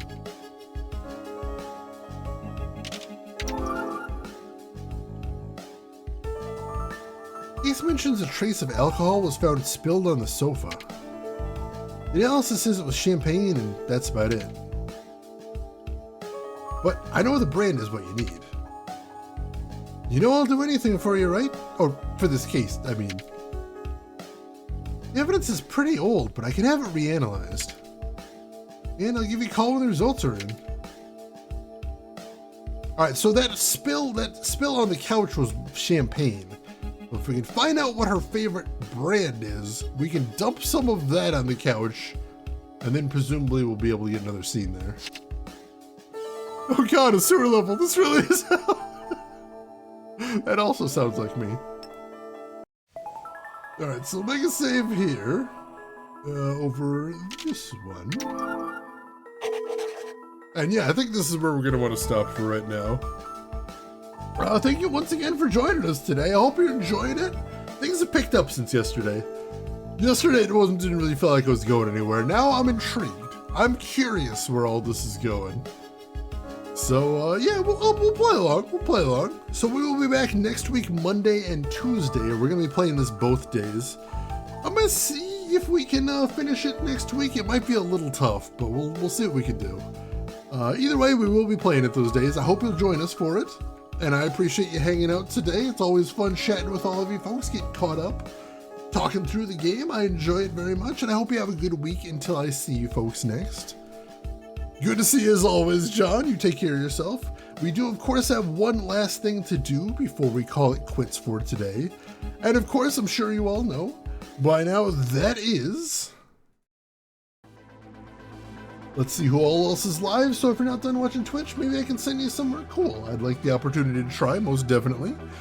So if you haven't already, make sure to hit follow. That'll be the easiest way to find me next week, or at any point if you'd like to come back, we'd love to have you. You can enable notifications too, that'll let you know when I go live. While I'm looking to see who all is live right now, there are some other links in chat you might want to check out if you haven't seen them yet, including a link to my Discord. If you want to chat with me or the rest of the community, feel free to jump in there. And we have a link to my YouTube, which is where I archive all of my streams. So if you ever want to see any of the games we played in the past, including Hotel Dusk, or if you want to get caught up on this game, if you missed any of the gameplay for that one, feel free to jump in there. We would love to have you. And where are we going today? I think we are gonna keep it simple because I see somebody playing an adventure game I've never heard of, and anytime I see that, I'm instantly intrigued. But we're gonna have to go check this out because, oh my god, it looks gorgeous. Yeah, let's go check this out. This looks spectacular. So, ladies and gentlemen, I would appreciate it if you would join me as we go raid a very good friend of the stream, Mr. Retrograde Tom, one of my favorite streamers on all of Twitch and an amazing retro streamer all around. Today he is playing a DOS game from 1998 called Gold Rush. Supposedly a point-and-click adventure game, but like I said, I've never heard of this one, so I'm intrigued. So when you join me over there, say hi to Tom, hang out for a bit, throw him a follow if you like what he's doing. But hey, if you've got other things to do, I will just say as I always do, have a good morning, afternoon, or evening, wherever you're at in the world, and I will see you folks next week for more of Again. Take care of yourselves till then, everybody.